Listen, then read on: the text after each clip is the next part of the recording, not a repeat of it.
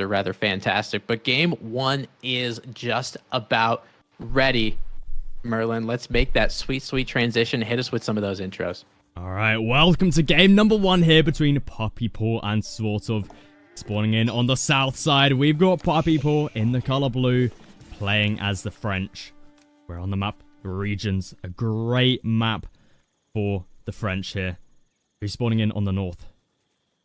Oh, spawning in on the north, playing as the color red and the Holy Roman Empire. Again, you see that little prelate there in his robes waving his arms around? He's spreading the word of their Lord Jesus Christ to all those villagers. 40% increased gathering speed. It is SortOf. Now that we're seeing regions, take a look at that middle of the map, Merlin. Those huge gold mines right there. That's what we're talking about. That's what you need. Yeah, this map, it all comes down to this gold. Because we look at players' bases, right? We got one gold, you know, your regular starting gold here. Then we got another gold a little bit further out. Not too far, but it's not in a terrible spot. But then we look at the rest of the map and we're like, where's the gold? It's all in the middle here. So this is what players are going to be fighting over. Because you've only got 8,000 gold before you need the map control. Another important thing to look at around the map is no trading posts. So if you wanted to forego that, it was like, hey, maybe I'll start trading. I don't really care about the middle of the map. Sorry, can't do that. Gotta fight. Yeah, and I think that's what makes civilizations like the Mongols on this map pretty redundant. I feel like if trading posts were on this map, maybe in the corners here, the Mongols could be a pretty good civilization just to, you know, camp at the back here with the trade. But yeah, as you say, no trade posts, so that's going to make it impossible for that to happen. So everything really does come down to the center of the maps here. And also something else to mention, only the two sacred sites. One in each corner. Yeah, it's rather interesting. I mean, both of them, just because they're on the corners, they're both, I would like to call them quote-unquote neutral, just because they're not exactly, it's not like Basin, right, where they're spawning right next to your town center. You got to go out a ways. I mean, it's a separate region, just like anything else. But School of Cavalry coming out for Puppypaw at a good timing, and Chapel for SortOf.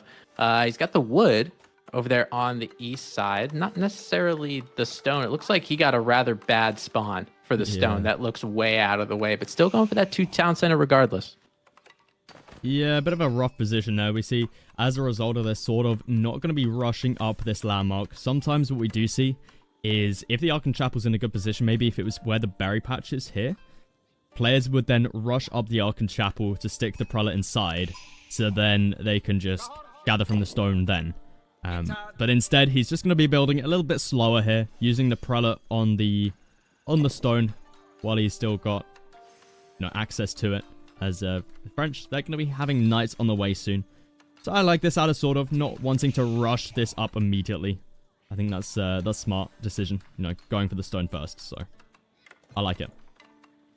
Oh, yeah. I mean, you know that's a raidable area. Just gobble that stone up as quickly as possible. Get to that 350, because then School of Cavalry is going to get up at a rather impressive time. This is something that Puppypaw does such a good job of, is getting that School of Cavalry down as quickly as possible, getting that first knight out as quickly as possible. If you want to learn a French build order, you should probably learn it from Puppypaw, because that School of Cavalry is going to be up before the 4-minute mark, and he will have the ability. Look at what he's got up there, 176 food, and just that 100 gold Royal Knight queued as soon as 4 minutes hit. Probably the fastest that we've seen out of French so far. That is absolutely ridiculous. I've never seen a knight being queued up at exactly 4 minutes. That is crazy. Yeah, Puppypaw, truly a piece of art right there when it comes to his French opening. See, SortOf on the other hand, he's about to get through his age up. Prelate will be hopping inside of that landmark, and now he's going to be looking to gather the wood.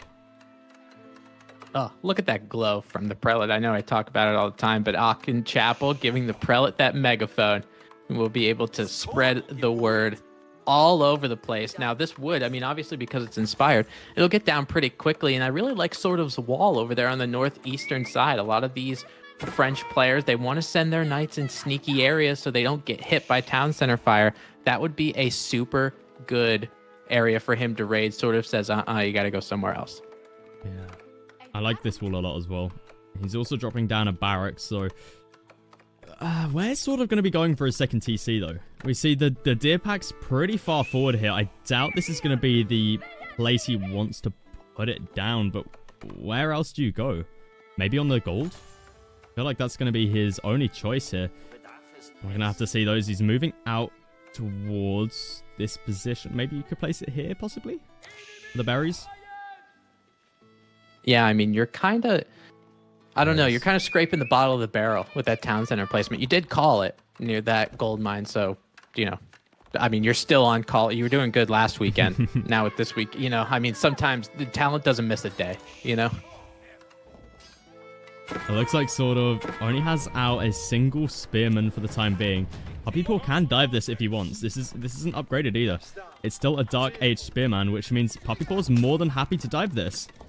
And we see he's trying to get off a little charge here. He can just take it to the face against the spear. I'm surprised he doesn't fight that. This is still Dark Age Spearman. You can take on 2 of these guys and you'll still survive. But Puppypaw, he has to fall back now as that TC does get up. But Puppypaw, you know, he's building his second TC on the deer pack. So he's going to have some great food source here. Something that SortOf may be struggling with. We talked about this in the demo game that we casted. It's so tricky for the Holy Roman Empire to have a good gold income, or food income here, sorry, without having to go into a farm transition. And at this point in the game, going into a farm transition, this early feels a little bit rough. You don't even have access to your berries here without it being raided. I 100% agree with you. It just like I understand why SortOf's doing it in terms of the farm transition, but like it just feels it's so early. Like you just want to spend that wood, you want to spend those resources doing other things, getting other production buildings or anything like that. Right now, he has 1 spearman of the Dark Age variety, a second one in the queue that just popped out. Now he's finally getting the upgrade.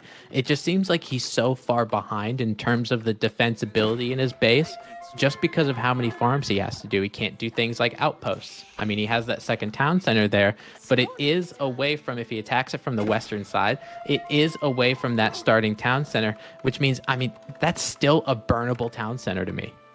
It very much is. And you're not even building any advantage here when it comes to villagers, because you're still playing up against the French. They will be ahead of you throughout the whole game here if you just stick on 2 town centers. See, Puppypaw is trying to get off a raid here and there as well, but doesn't have to overcommit here. You know, he knows that SortOf is over here on the farms. You know, he's got time to do things here. So Puppypaw, he's going for a 3rd TC. Have a look at that. So going for 3 TCs here. I wonder where he's going to be putting it.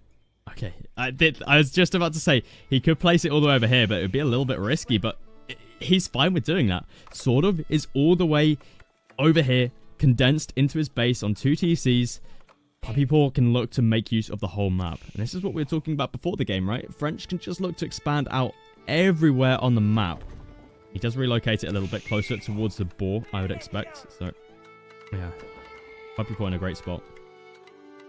I love this. I love this 3rd town center. We usually don't see French on 3 TCs, but because of the fact that you have those 1 or 2 knights around the HRE and they're taking pot shots at villagers, we got a couple kills in that regard. But every town center you get as the French work that much faster than the town centers of your opponents. Adding an extra one just means if HRE wants to sit in their base, they want to try to get their resources, looks like sort of macroing his way up to Castle Age just because of how many villagers are actually on that gold. It looks like one of them tried to go down, but a spearman in that town center are going to be able to help him out. But macroing to castle, it just means Puppypaw's economy, even though he's going to be in Feudal Age a little bit longer, is going to be that much better. And it really gets rid of that advantage of the food economy that SortOf has with the farms around the Aachen Chapel. If he's able to take the deer and just have more villagers on food in general. I've just done the maths.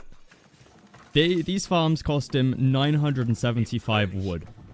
Yikes. That is more than it costs for a for a 3rd TC, which means Puppypaw has a TC.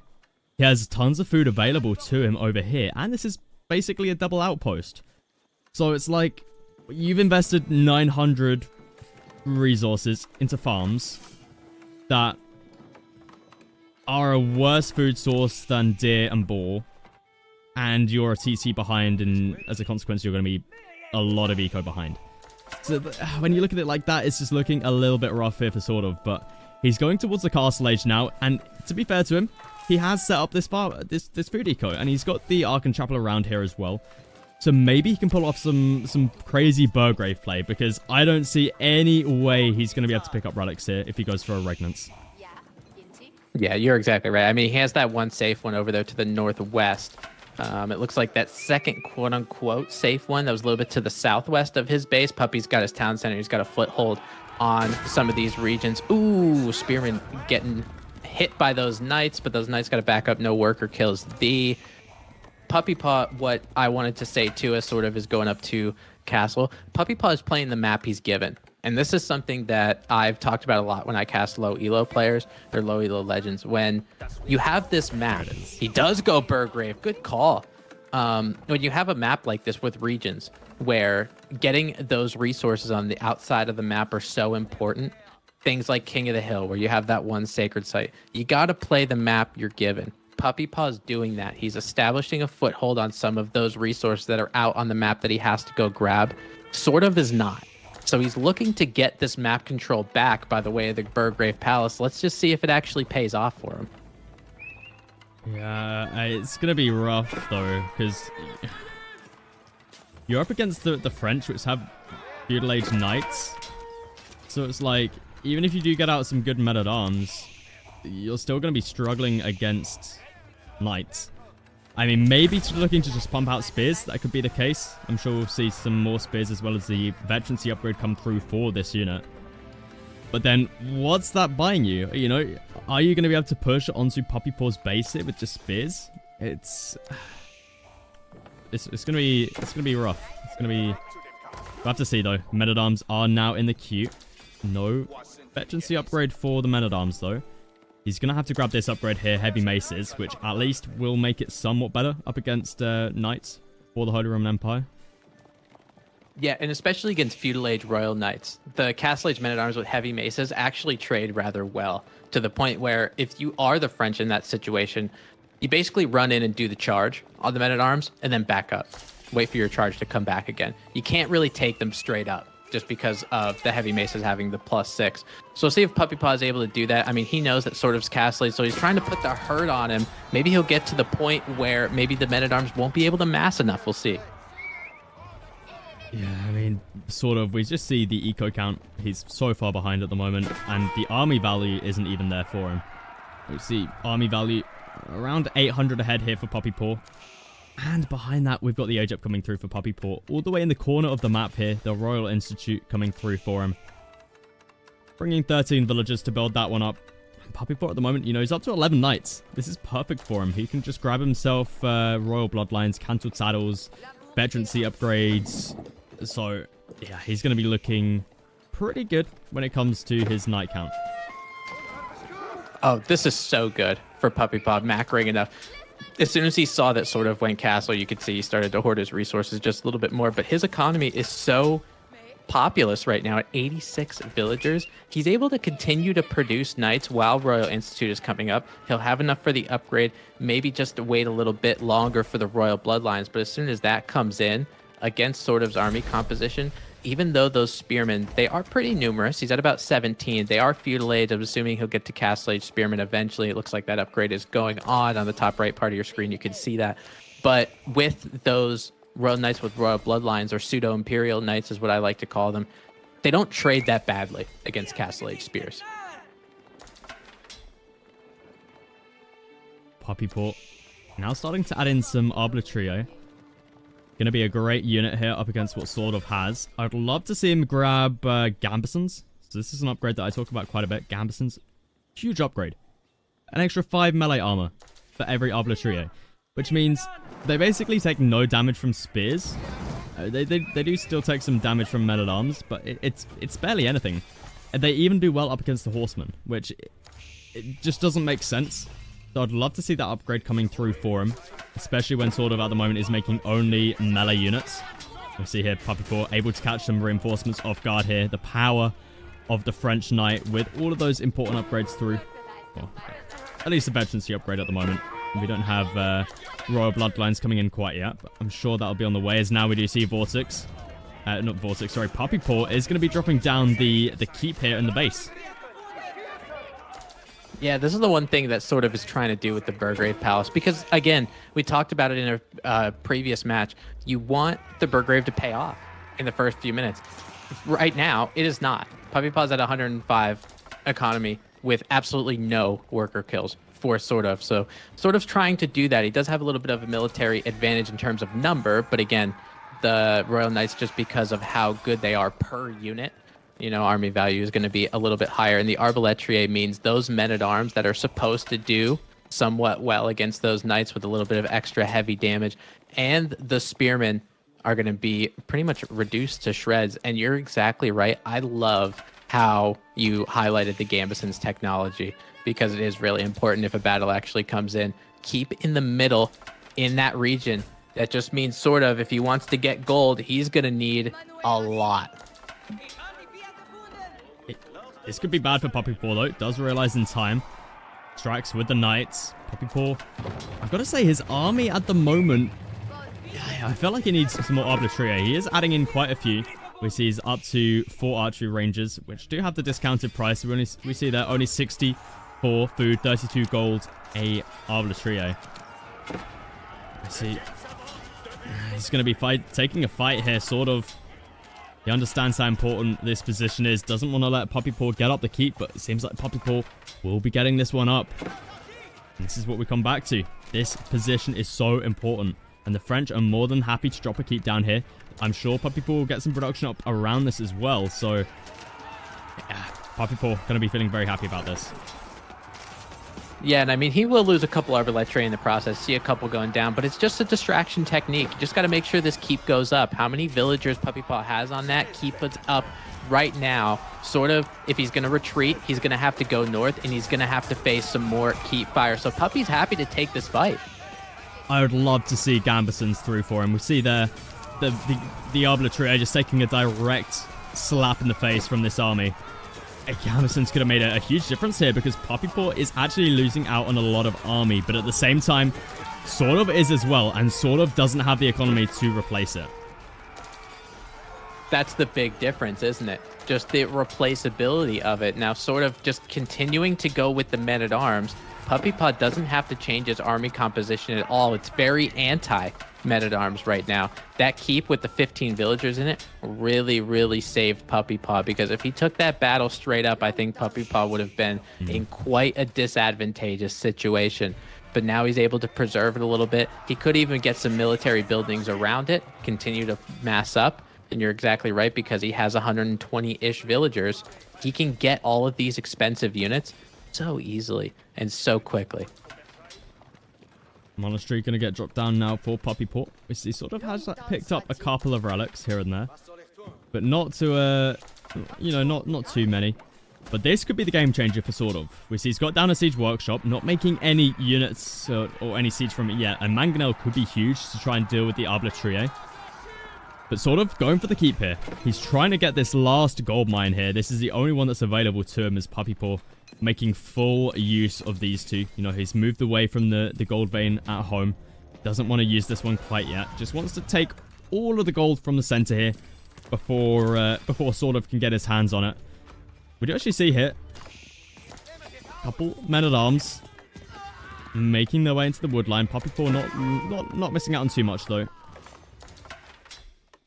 No, it looks like only a couple villagers went down, which is okay. Now, one technology that Puppypaw just finished getting was not Gambeson's. However, it was crossbow stirrups. One of those, I know we talk about royal bloodlines over and over again with the Royal Institute, but crossbow stirrups reducing the Arbaletrier time to fire by 33%, which is rather huge. Now, Puppypaw with that siege, instead of a mangonel, as which SortOf has to try to take down those Arbaletrier, Puppypaw can be a little bit more offensive with it and goes for a trebuchet. 2 French keeps up here. No real building busters from SortOf, so it means those keeps are going to be staying around for a while. Yeah, the problem I see for SortOf is that this keep has gone up.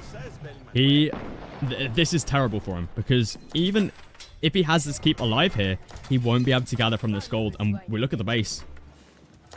SortOf. He's only got the 1 gold left. and it's only got 2,000 gold in there. Once this is out, sort of, he's going to be goldless. He needs to take control of this gold, and to do that, you need to take out this keep. And sort of, he's going now to the Imperial Age with the Elsbach Palace. Wow. Oh, wow, yeah, that's an interesting one. I have not seen an Elsbach in quite some time. I mean, there's enough spearmen here that, you know, that palace will be able to go up, but hover over it just for a second, because if some people haven't seen the Elsbach in a while, just take a look. It acts as a keep, more health. All buildings within influence take 33% less damage, and I would imagine, just because sort of is the great player that he is, probably this keep that's in front might be within the influence as well. 100%. So it means that keep. Yeah, it means that keep will be able to have a little bit decreased damage. And the fact that it has a relic in it is going to help it out in the damage perspective too. Now, Puppypaw not necessarily going for an Imperial Age as of yet. Honestly, those units, even though they're a little bit cheaper, they are still on the expensive side. So he's going to have to macro a little bit, hoard up some resources. But right now for Puppypaw, he's right in that time where he's going to start hoarding resources, because his pop is at 198. Yeah, he's at a full cap pop right now. And I gotta say, I like this age up from sort of. I think it makes sense because you're on 2 TC behind this. The Elsbach, oh no, the Palace of Swabia behind this doesn't really give you that much, right? Because you're pretty much at Vil cap anyway. You maybe be able to make like 20 Vils from it, maybe. But this landmark here, we see it does give the radius to this keep. So it's going to make it really tricky for Puppypaw to take this one out. We see 3 trebuchets are here, slowly whirring away at this keep. But we see it just doesn't take much damage. And we've also got emergency repairs in here as well that can be called. Probably sort of hasn't called it in yet, to be honest, but maybe just waiting a little bit longer. Puppypaw starting to call in the College of Artillery. Where is the landmark? I don't see it on the minimap. I think because there's 43 villagers building it, you can't see the landmark on the minimap. But now with the College of Artillery, going to be going with Royal Culverins. This is super important in an Imperial game, French versus HRE, because the HRE can make Culverins by themselves and the French can't. So having the College of Artillery and getting the Culverin, just making sure that you're able to produce the anti-siege that you need going into Imperial. Oh my god, look at this play from Puppypaw right now. I love this. This is really, really smart. We see sort of is breaking through on the left-hand side here. Well, I don't think he sees the massive hole here, but he'll be making his way through. But Puppypaw, he's going for the sacred sites. I mean, maybe this isn't necessarily for a sacred win, but he's just trying to deny away as much gold from sort of as possible, because as we were talking about earlier, sort of, he's about to run out of gold. He has no access to this gold. The only other gold he's getting is from relics at the moment, and a possible sacred site, which Puppypaw's now denied away. Yeah, and some of those relics, just because they're not, he doesn't have Regnus Cathedral, he's not able to get any of the gold actually from it when he's in the relics. So that Culverin going down from sort of is huge, because again, gold is at a limited supply. He's going to have to use his market to get a decent amount of gold, and it also means for sort of getting those Imperial Age upgrades, they're basically going to be non-existent, because he doesn't have 700 gold to use on an Imperial Age technology. Puppypaw, he's going to be grabbing those elite upgrades now. Elite Knights, Elite Arbitrio. The keep manages to get saved once again by emergency repairs. We just see it's so tricky for Puppypaw to take down this keep. The relic, the Elsbach, the emergency repairs just coming in so huge for him. And now, sort of, we see here, he can't get to the gold. But huge waves coming in for him. Have a look at this. I think if sort of, or if Puppypaw sees sort of going to that gold mine, he's like, okay, sort of's out of gold now. And he is. He's at exactly 1 gold. Doesn't have anything else that he could do with it. Now, these men-at-arms, as much as they're doing well at creating idle time, they also can't be produced again because of the fact he doesn't have gold. So every unit that he loses is rather huge, sort of making an army composition transition just because he doesn't really have a choice. He has spearmen and horsemen, and that's pretty much what he's stuck with. Puppypaw going to be dropping another keep here in the farms. He understands that he needs to try and keep this farming eco as safe as he possibly can. Just needs to wait it out for as long as possible because sort of he's out of gold. Puppypaw, he's got all the gold. So just buying as much time as possible is all Puppypaw needs to do right now. You know, so keeping the farming eco as safe as possible, getting up the nice walls that Puppypaw does have. That's all he needs. And it's going to be very tricky for SortOf to do anything else about it.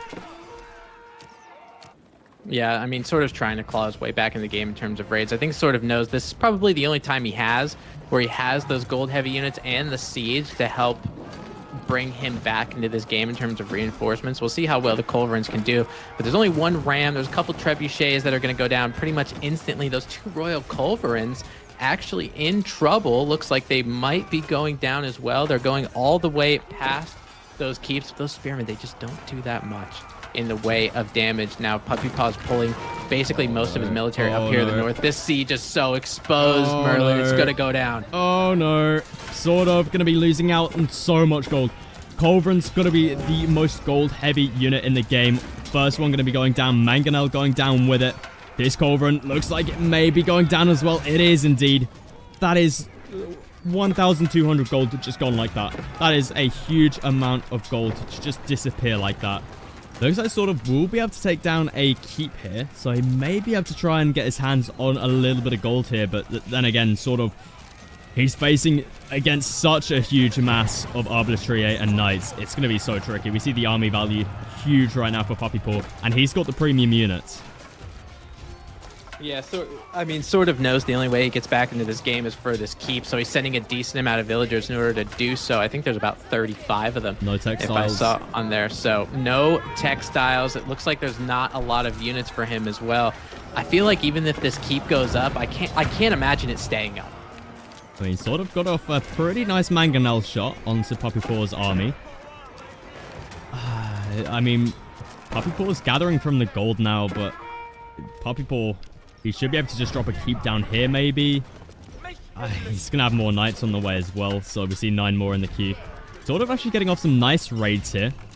We see relics also being picked up once again for him as they get deposited into that keep. Emergency repairs coming through, but he's facing against some cannon now. Royal cannon out for Puppypaw.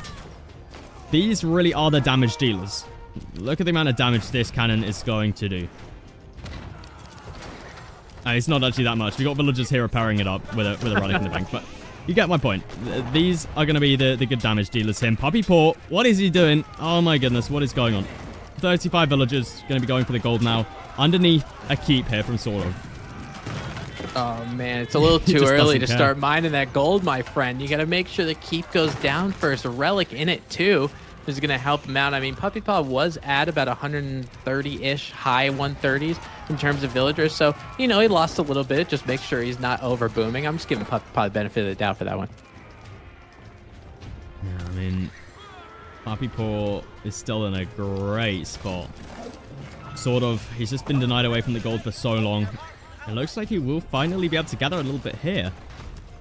But, I don't know. I feel like SortOf, he's done what he needs to do to secure up this gold, but I don't know for how long he's going to be able to keep it. That's the question.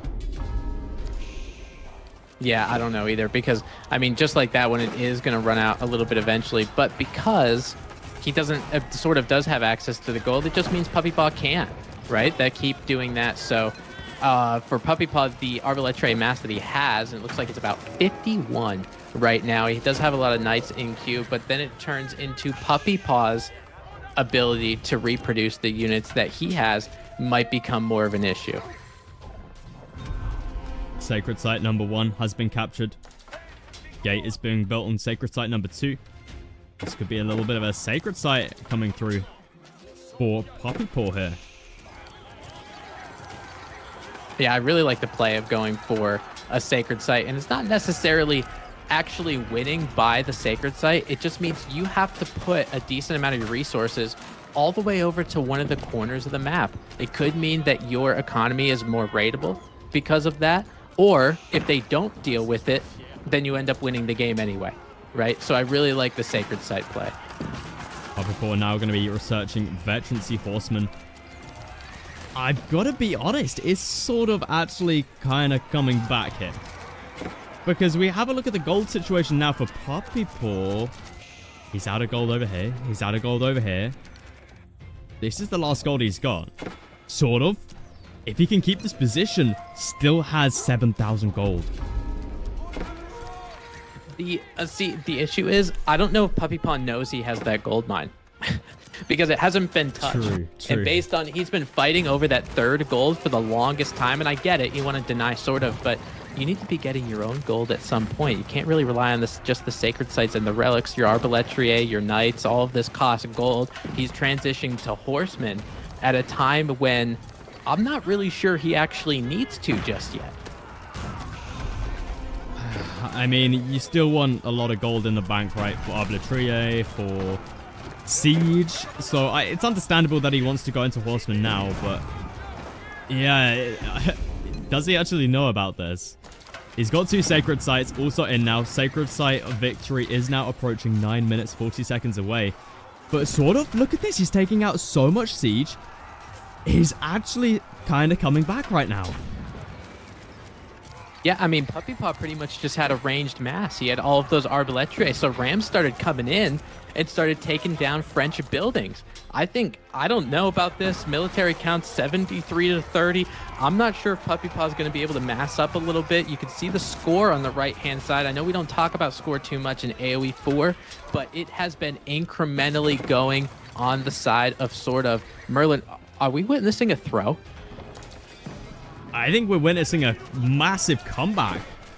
That's what I'm going to call it. We're going to be optimistic here, Tim, and we're going to call it an epic comeback. Because this is crazy. He's coming back. Look at this. The keep getting taken out now for Puppypaw. Going to be losing that discount. We see there. The French is just so stupid. If you look at that.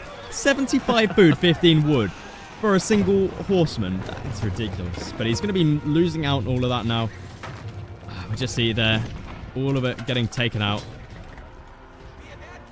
Oh, man. I mean, you got to be looking at, lots of raids by HRE horsemen over here on these farm fields. Boiling Oil trying to help just a little bit. These horsemen will go down eventually. I mean, he's using a range mass to clean them up, but we'll clean them up all the same. One of the things for Puppypaw, he still does have a win condition with the sacred site. But these 8 minutes, Merlin, I feel like are going to be the longest 8 minutes of Puppypaw's life. Yeah, I think so. I was just thinking about this, right? These horsemen, he queued them up when they were discounted, but now they're saying 100 food, 20 wood. I'm wondering, is there a way you build a keep, you stick a load of production around it, you queue up a ton of knights, you delete the keep, and then you cancel the production? Do you get a load of free resources?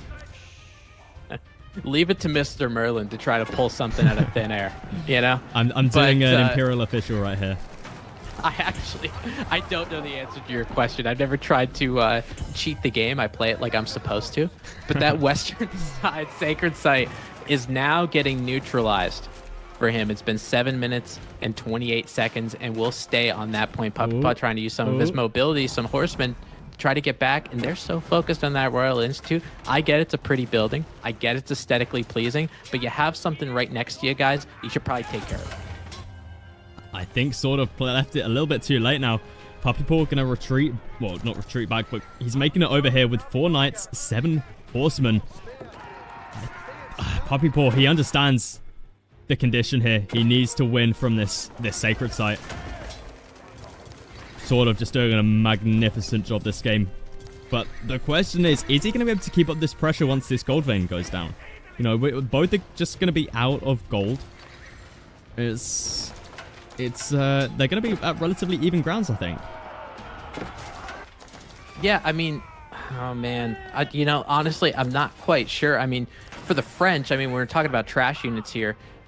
The horsemen from Puppypaw going to be a little bit better just because of royal bloodlines instead of biology, so we might have a little bit of effect. But Puppypaw does have a stream of gold income, so I'm thinking he found that gold over there that he has not seen since the beginning of the game. Let's take a look. But that's about to be out as well. That's about to be out. Oh, man. Both are now... They're about to run out of gold at pretty much the same time here. Sacred Site's still up for Puppypaw. SortOf needs to sit on the sacred site. I think the sacred site victory is still possible here for Puppypaw. Needs to get some units over here, though, to defend this, as we see Horsemen going to be making their way over. Yeah, I mean, these are just constant. Oh my god, these French fields have to be vacated all the way in this area. This is a lot of villager kills, and I mean, it's just a little bit of idle time using that range master of Arbalettrier to try to get them. For Puppypaw, he doesn't have a unit that can really take down a lot of these raids because these Arbalettrier are getting pulled in multiple different directions, and even though he's got 70 of them, he still has to migrate them from place to place. There's mangonels for SortOf too. Villagers are continuing to get killed. Wood is starting to be a rare resource as well. This is, oh man, Puppypaw again, 5 minutes, 30 seconds. It feels like a year already. The thing is, what happens... oh my god, SortOf, please. Please, SortOf, stick your units on the sacred site. Please, I beg you. He's sending Stick to the game plan. You know, I'm pretty sure it's easier to take out... Yeah, there we go, SortOf. There we go. But the problem for SortOf is he's out of gold now as well. He's still got a little bit of gold in the bank. I say a little bit. You know, 2,500. Quite a bit. But Puppypaw, he's still sticking in this one as well. We see plenty of Arbalettrier out on the map. I feel like we're going to have a little bit of a comeback now from Puppypaw, at least to the point where he's going to be able to stabilize. Now, I recently casted a certain 3-hour-long game. Okay. I spent 3 hours of my life casting that game, okay? I have a feeling we could see something similar here if Puppypaw has a little bit of a comeback. Because the problem for players in that 3-hour-long game was they both ran out of gold, they both ran out of wood, and neither of them had any sort of bonuses to do with trade, so trade wasn't really that big for them. And on this map, we don't have any trade anyway. And there it is, that sacred site victory gets denied away. Yeah, I think now for SortOf, I mean, he's trying to flip the shoe on this game, trying to take that right sacred site, maybe try to take left as well.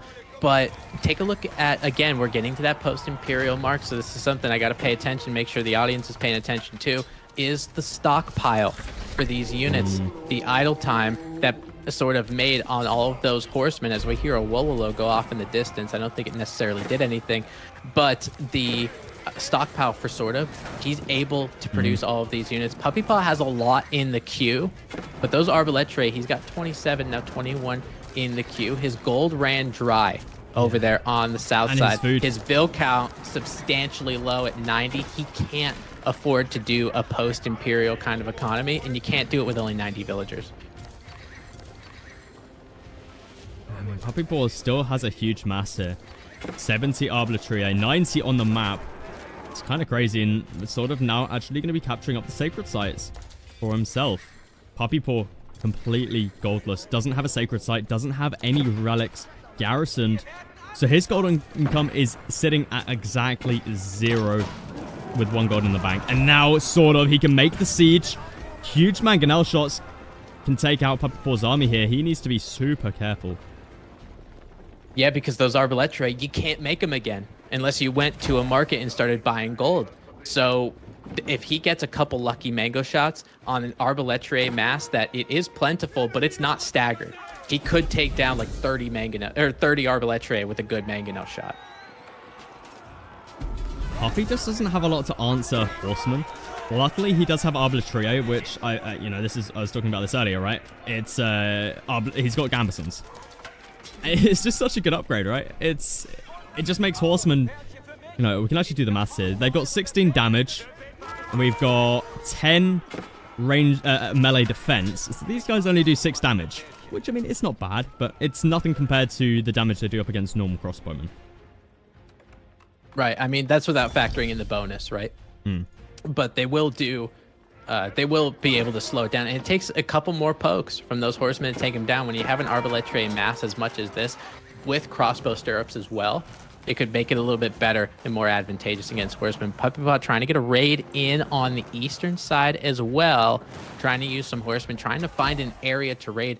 I mean, basically, there's just mostly farm fields back here. His wood line's definitely, I mean, it's somewhere else. Puppypaw hasn't put any raids onto pretty much this whole game. like entering like the 20-minute mark, right? So this is the first chance Puppypaw's had at a little bit of a raid here.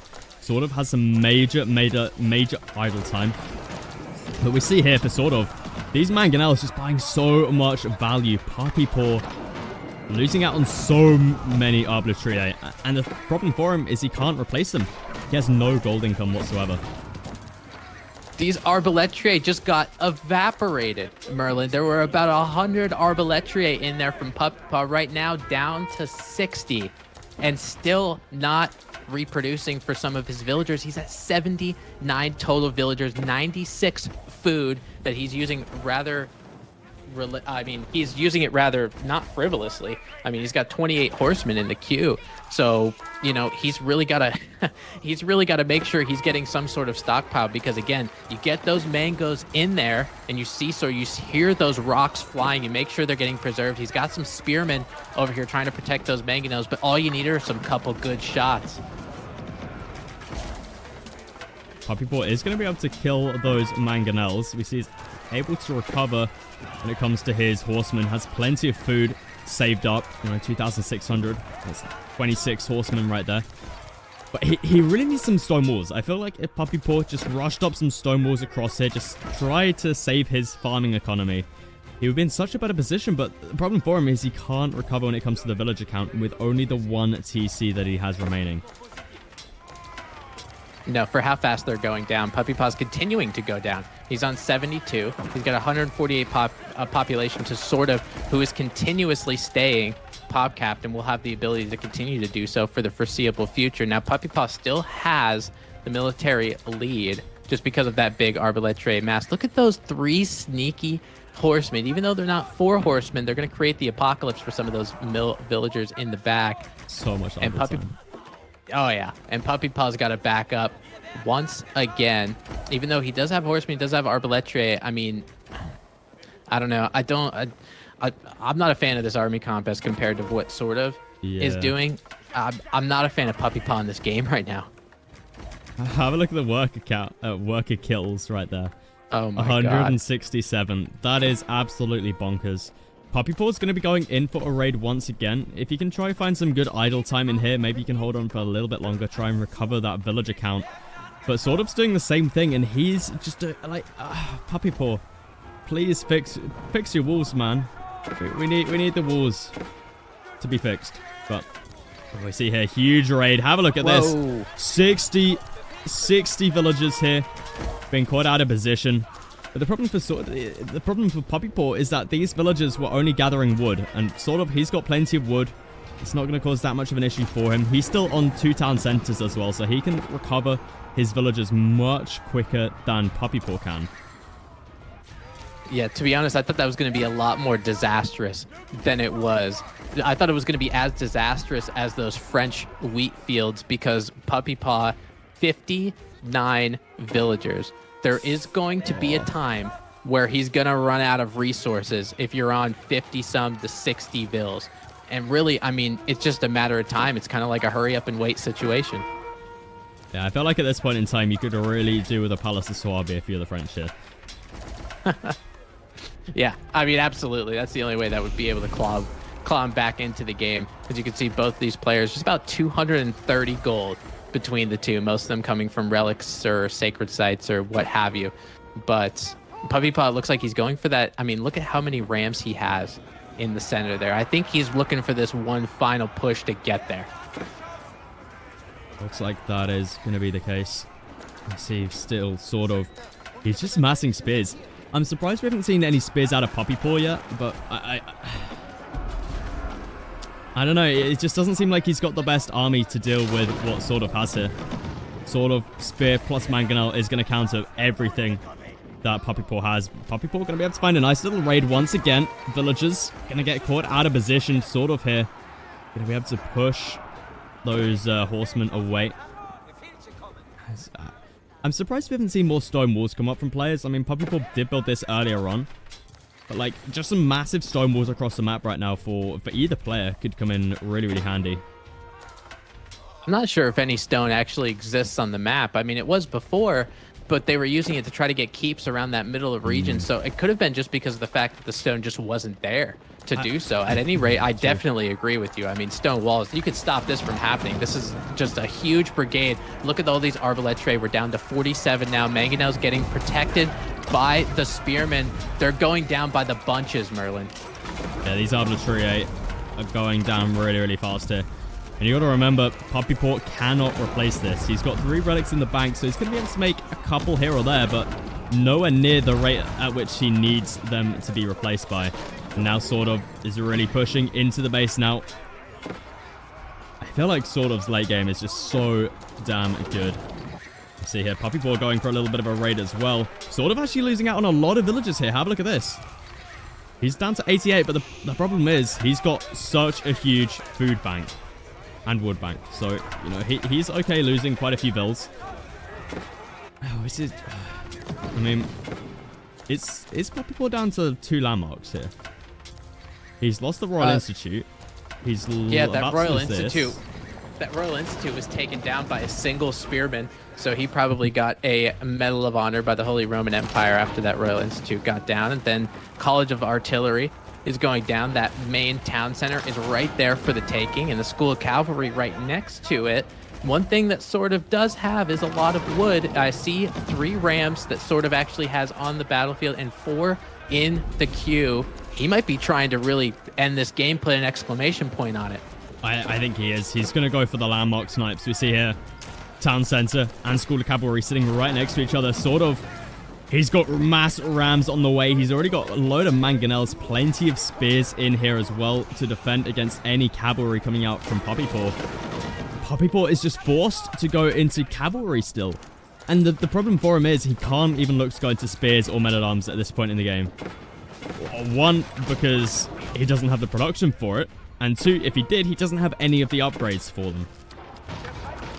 Yeah, you're exactly right. He can't upgrade it. He's forced to do this and forced to make more arbalètre at a time where you're not getting bonus damage on anything. You're up against trash over and over and over again. So this arbalètre, all they do is look nice and shoot a fiery arrow, but they don't actually do anything. And he's continuing to throw resources in there for gold that he necessarily doesn't really have. Now Puppypaw trying to get some more raids over there on the north side of those Aachen wheat fields, SortOf obviously counteracting that as well. Kind of interesting though, because Puppypaw, I mean, obviously we've seen some raids, but I would expect Puppypaw's villager count to go up. It's been staying in the 50s. Oh, he finally calls it. There it is. GG gets called. What a first game that was. The ultimate comeback from SortOf. That is not what I was expecting at the 20-minute mark. Well, it was probably a little bit later, but when Puppypaw had 2 keeps up, securing up all of the gold, I thought that was it. I thought Puppypaw had won that game. But clearly not. This was unbelievable. This was an unbelievable game. Like, look at this. Puppypaw was so far ahead. If you told me at probably like the 17-minute mark that SortOf was going to win this game, I'd say you're a terrible caster and you should be fired. there's no way. I did not see him coming back from this. What a roller coaster. And obviously, looking at Puppypaw's villager count and the military count graph as well, you can see the ride, the roller coaster that we have taken throughout the duration of this game. Look at Puppypaw's military, how high it was at the end. About 130, but those mangonels just raining that rocky form of hell on all of those arbalètres. It was crazy. Yeah, I really felt like it came down to the composition Puppypaw had. He wasn't able to take into anything else. He just had horsemen and arbalètre, which SortOf could counter perfectly with the cheaper unit composition, which was spearmen. Oh, I wouldn't say mangonels are cheap, but, you know, going mass spear and a couple mangonels is much more effective. Well, that was the only thing in his composition that actually costed gold, right? It was just because he had spear and horseman, and then he had the couple mangonels that were with it. So all he needed to do was buy a couple hundred gold to get the mangonels, and then with the spearmen that he had, he devoted his life to making sure those mangonels stayed alive because of how impossible it would be to try to reproduce it. I could imagine, we didn't take a look at the market prices, but I could imagine they were in probably Great Depression mode. Probably, yeah. I can imagine players looking to sell all of their resources Just a little bit of extra gold. But the next matchup we have is Rus versus China. Hopefully this one doesn't go quite as long. But yeah, because this one can go a little bit long. Both late game civilizations here. We're on the map High View, so Puppypaw gotta be feeling pretty happy about this one, as it is his home pick. So yeah, a great civilization for him here on his home map. High View, obviously. Yeah. Oh Hugely man, we Rus talk favorite. about this not going long, but Highview is a map that a lot of long games end up happening. And I remember we talked about this. I can't remember if it was last weekend or maybe I talked about this a couple weekends before, but I think it's just because of the fact that a lot of stealth forest is there. You know, you don't necessarily want to be too aggressive because you don't know what's lurking in there. You know, especially for the Chinese, they have some units that you don't want to match up with in the middle of a stealth forest. You know, you don't want to send your army out there. All of a sudden, there's 30 Zugnu that just run in and completely annihilate your army. You never know what's going to happen. So a lot of the times, there's a little bit of anxiety around pushing up, and I think it's just because of the fear of the unknown. Yeah, exactly. It's also a map we see lots of walling on. And that's due to those stealth forests. Players just love walling. Especially the Rus. Obviously, they've got the best walls in the game, for at least the wooden walls. They're more than happy to wall up. Chinese also more than happy to wall up as well, just because they've got the better... Well, they've got a great economy, right? They want to just keep it nice and safe. They can just turtle boom up a little bit. So I think we're going to be seeing quite a bit of a walling coming through for players. We've seen this matchup quite a bit on this map, and so far I've seen the Rus pretty favorable on this matchup. And that's mainly because they can get a good H3 timing up against the Chinese with a high trade house, which just provides so much gold, mainly because of the stealth forests. Stealth forests are actually really amazing for any sort of high trade house, even hunting cabins. You can place a hunting cabin in a stealth forest and it'll make like 30 gold a minute. It's pretty crazy. It's really an underrated placement for a hunting cabin. Like, people tend to think you need them up against a massive wood line. You really don't. And we've seen that before with some of those hunting cabins doing that. I mean, especially with the high trade house too, because of how big its radius is. You do put it next to a wood line, you got some stealth forest on the other side. You can kind of nickel and dime your way to over 200 gold a minute, right? Just because of the amount of trees that are actually in the vicinity. So we'll see if Puppypaw decides to go for a high trade house. But another thing too, for high view, talk about the sacred sites. You know, I mean, each side gets one sacred site on the left side and the right side. So you can't necessarily put a clock on your opponent. And if you do, and you end up getting all three sacred sites, if you're all the way on the other side of your opponent's area of where they should have map control, you probably won the game anyway. Yeah, exactly. I think this is such a flaw with a lot of maps that we currently have in, especially I would say the EGC maps are pretty much, I'd say all the sacred sites there are pretty fine, but it's more the maps we have in the ranked pool, like High View, what's another map, like Cauldron even? I know that's not in the ranked pool, but it's a map we see quite a bit. The problem with them is the sacred sites, right? The sacred site is meant to be a stalemate breaker. And if you've got a sacred site in the base of each player, it makes it impossible to capture them and stop a stalemate. It's part of the reason we had a 3-hour-long game between B and Zerton. It was actually on this map. You know, maybe if sacred sites were laid out a little bit differently, we wouldn't have had that, so... Yeah, and I mean, that doesn't surprise me because it's sacred sites or landmarks. What's the difference, right? Because that sacred site is in a safe place where you'd put a landmark anyway. And for, you know, to actually close the game out, you see a lot of post-Imperial play in Age of Empires 4. It's a lot of walls with one choke point. Two players are essentially beating their heads against each other, trying to figure out which one's going to break, who has the most resources, who can continue to stay pop capped, and that kind of stuff. And then probably that 3-hour game, I didn't watch all of it because you casted it, so you're officially a psychopath, but I didn't watch all of it. And you get to a point where you get to that stage of the game, or somebody builds a wonder to the point where the wonder is supposed to be like the end all be all, worst case scenario, DEFCON 5 late game. that's what you hit. But hopefully we don't see a wonder this game and a 1-0 lead for SortOf. Merlin, hit us with those sweet, sweet introductions because we're ready for game 2. All right, welcome to game number 2 here between Puppypaw and SortOf. Puppypaw going to be spawning in on the left-hand side of the map, going with the 4-villager hunting cabin opening here in the color blue on his home map, High View. Going to be feeling very happy about this Civ on this map. But who's he going to be facing?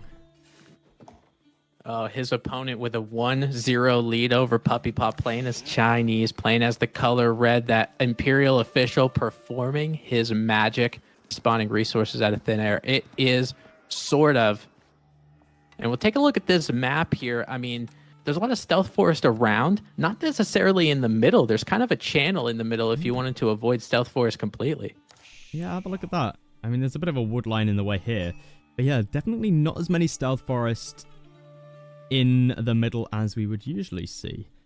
Now, I'm trying to look out for Puppypaw's high trade house because it's something that comes into this map a lot, and that's the high trade house. I'm not sure if you can get it in here. We see the trade post comes out a little bit far, so I don't think Puppypaw's got great spots for high trade house this game. If he did have the ability to put a high trade house there, I think I would lose my mind to see how much wood that would be, or how much gold that would be, excuse me. That has to be, I mean, if you're at 250 bounty, that's got to be over 300. I think so, yeah. I maybe you can chop away a couple of these trees here and fit it in. We'll have to see, but again, this is very far out, right? It's, I don't know, maybe we'll see it out of Puppypaw, but he will most likely probably just stick it over here or something with the stealth forest. But we'll have to wait and see.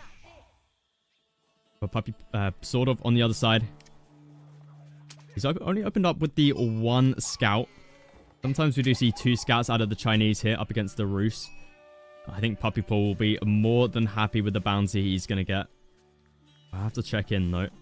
We will check in just a little bit as Puppypaw is still grabbing some bounty as we speak. So don't want to check too early. But yeah, something to keep note of on High View, if this is a map that you queue into on the ranked ladder. For the Rus, when they're trying to get those deer patches and they're trying to get that bounty, a lot of the time the deer, I mean, obviously you have the spawn right next to your starting town center, but those 3rd and 4th deer patches usually spawn on the edges of the map. Just because there's a lot of stealth forest in there, they don't put stealth forest where deer are.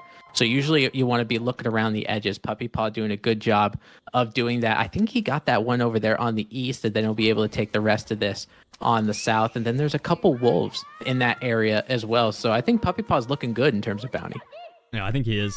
I think he definitely is. I mean, this is no recon bounty right here. Well, it's no marine bounty, that's for sure. But we see SortOf, he's going to be aging up already. 1 villager there on the Imperial Academy. Looks like he's going to be going for Song Dynasty. Have to see where he looks to place his Barbican. Kind of an interesting spot for the Imperial Academy. A little bit out of the way, I guess. Maybe he looks to place his Barbican. I'd assume somewhere on the right-hand side here. The left-hand side looks very easy to wall up if I'm SortOf like, look at this. Nice wall here, nice wall here, nice wall here. Boom. Yeah, he got rather fortunate with his wood lines, taking a look at it, because, I mean, he's got 4 wood lines that are pretty close to him. I mean, that 3rd wood line is almost like a home one over there on the north side, whereas Puppypaw, all of his woods, besides the 2 that he had in the start of his base, are all crammed into that corner. Yeah, have a look at that. A little bit unlucky here for Puppypaw. But I will expect to be the one putting on the aggression, so I don't think he's going to have that much of an issue about running out of wood. At least for the early stages of the game. But Puppypaw, he's going to be aging up, going with a 2nd TC. I'm trying to think where he could place it. He could look to go out all the way over here for the possibility of getting the boar and the deer. I think that's probably a good spot for him. You see there, the Barbican is going to get dropped down to the south of SortOf's base on top of the stone outcropping. So SortOf may be looking towards a 2nd TC of his own. We'll check in with Puppypaw's bounty as well. Yeah, I really like that Barbican place as we take a look. 335. Good bounty for Puppypaw. I mean, it's a typical high view bounty, I guess we can expect it at this point. But sort of knows with that Barbican placement. I mean, he still needs a decent amount of stone to get to that second town center, and he knows that militia are going to be coming for him. Puppypaw, as soon as that Kremlin went up, he did hit the militia button. So 2 are going to be coming out along with a scout to try to help him out. That Barbican going to be done in time, so that stone not going to be a raidable area for him. He's going to have to look elsewhere. Puppypaw. It's just going to be diving into the wood line here. Sort of. It's going to be taking the hits to the face for the time being. I'm not sure if this is exactly the amount of value Puppypaw is looking for here. You're going to be able to idle out 1 villager for a little bit, I guess, but yeah, not terrible. Not terrible. That second militia is going to be going down, though. Yeah, it's kind of crazy because of the hand cannon slits out of that starting town center. Don't necessarily need to garrison any. I mean, in terms of idle time, didn't really do much. Those 2 militia, usually they create a little bit of havoc, but sort of not so much. I do know that sort of scout also went down because he is on 0 military population. You could say that Puppypaw's military infinitely better. Have a look at the walls coming down. I called these earlier on. But they're going to be coming down here with that Barbican on the right-hand side. So sort of, he is looking in a great spot when it comes to defense here. Has to be careful with the militia coming in, though. I don't think... Oh, it's going to be a close one. We got another scout coming in for Puppypaw, so I think Puppypaw does deny away the wall here. But Puppypaw behind this, we see he's got his second TC coming down on the deer pack. Doesn't have any sort of knight, though, so I don't think he's going to be denying away this wall completely. And, you know, what's he actually going to be doing by denying this wall? I guess it's idle time, right? But sort of, he's already ahead when it comes to villagers by 3, so yeah, it's not the worst for sort of here. To be honest, I'm not sure. I mean, yes, this wall goes down. It's a convoluted path in order to get to the Chinese base, so it's still going to take a little bit of time. And those gremlins, excuse me, just because of how much time they have 85 seconds. So the more tiles that you spend moving with them, look at that. By the time they get to the Chinese base, the clock struck midnight, and they are dead. But Puppypaw, look at the macro that he's got. He's still collecting stone. He's going for 3. He is, and he's going to be going for that 3rd TC on this other deer pack over here. You could always look to put it on the boar. You know, it's a little bit more of an aggressive position here. You know, you get the wood line, you get the gold, you get the boar. You can always just look to put some villagers back here, but it looks like Puppypaw will just be sticking the TC on this deer pack. And sort of second TC is on the deer pack at the back of the base as well. It looks like he might... Is he going for... No, he's not. He's just over macro just a little bit when it comes to stone. Or... I hope he notices I think he was worried about some of the micro up here on the north side, maybe with the scout and the villagers and all that. Maybe he had a little bit of a miss micro, yes, excuse me. But the 3rd town center now coming in from Puppypaw, probably expect something like a castle age after this. After that 3rd one gets made, he'll put some villagers on gold like all good Roost players do to go up to castle age. And I think with this 3rd town center, I feel like if you're going to go greedy against the Chinese, you better go super greedy, because 2 TC Song is going to devour you in terms of villager count. So having that 3rd town center means he can stay on par from an economic sense. And now trying to get ahead in a militaristic sense, Stable coming out first early night in the queue.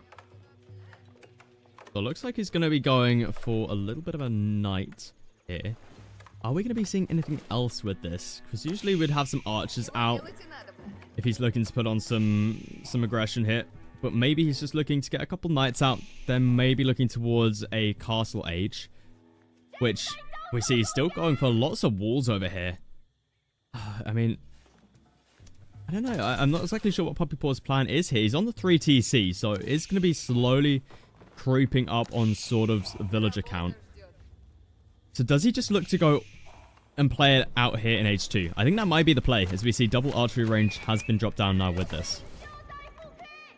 Yeah, I mean, I think you might have called it with the 2 archery ranges.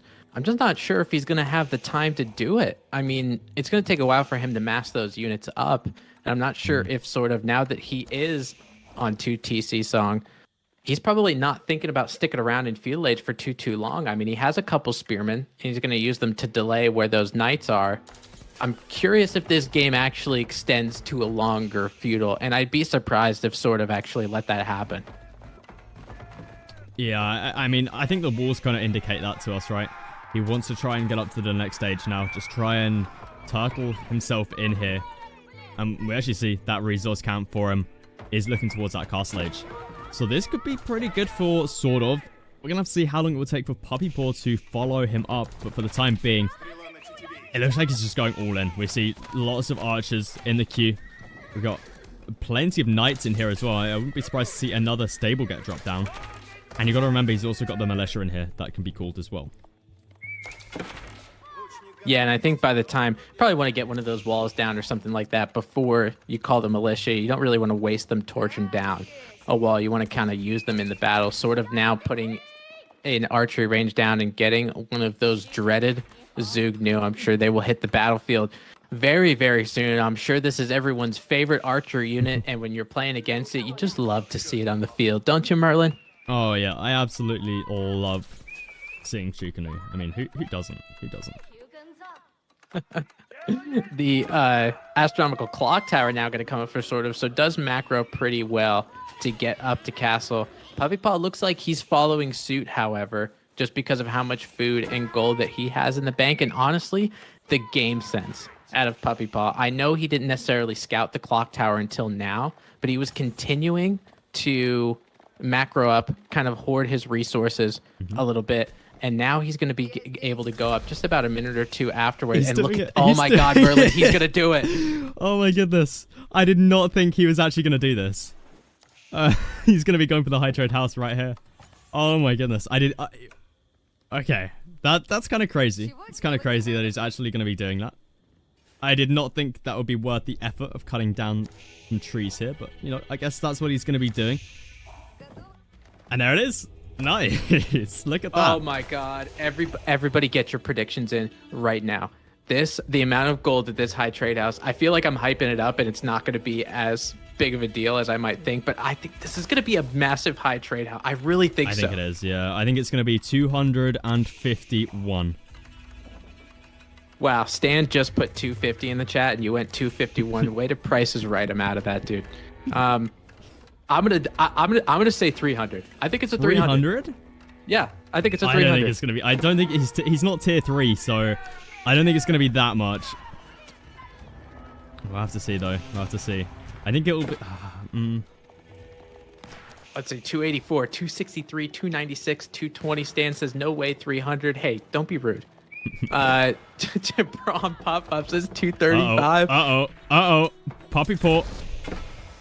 Oh, SortOf gets through the walls. Yeah, he's going to be all right. He's going to be all right. Puppypaw, I thought he was going to block out the walls there. But more importantly... Oh, no. It's all right. All right. More importantly... Are we ready?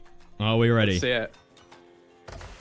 Oh! 3 away. 4. 3 away. Oh, my God. I gave Stan all this crap, and he was the closest one. So congratulations, Stan, for getting that guess as close as possible. You win absolutely nothing, but I appreciate you guessing. And now some Kremlin militia in Castle, trying to put the hurt on some of these Chinese villagers. Might be able to take down that nest of bees. We'll see how many vills are trying to repair that thing. Looks like it will be able to stay alive for the time being. It's going to be a close one. More villagers get pulled. 2 HP. Oh my goodness, he manages to save it. It went down to 2 HP right there. Okay, I'm pretty tilted.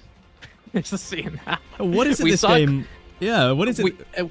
Oh my God, we saw a nest of bees in one of our first games at about 12 HP and staying alive. Now that one at 2, and the only reason why is because China is able to repair a little bit better than most of the other civilizations. So the fact that that beehive is continuing to rain its little fireworks and its little piece of hell all over that Rus province is just because of that silly mechanic, Merlin. Yeah, it is a little bit silly, isn't it? I feel like that does need a little bit of a nerf, but it's just so easy to keep Siege alive right here. But SortOf in a great spot at the moment. We see army value for him up by 1,000. Keeps that nest to be alive. Puppypaw, he's in a good spot as well, though. You know, he's up in vills by ever so slight amount. He has the high trade house as well, worth quite a few relics. So Puppypaw also going to be picking up the relics as well. So he's in a decent spot. We see getting some great idle time here. Yeah, I mean, for Puppy economically, he's doing fantastic right now. He's ahead against Song Dynasty China just because of that third town center, economic count 93 to 76.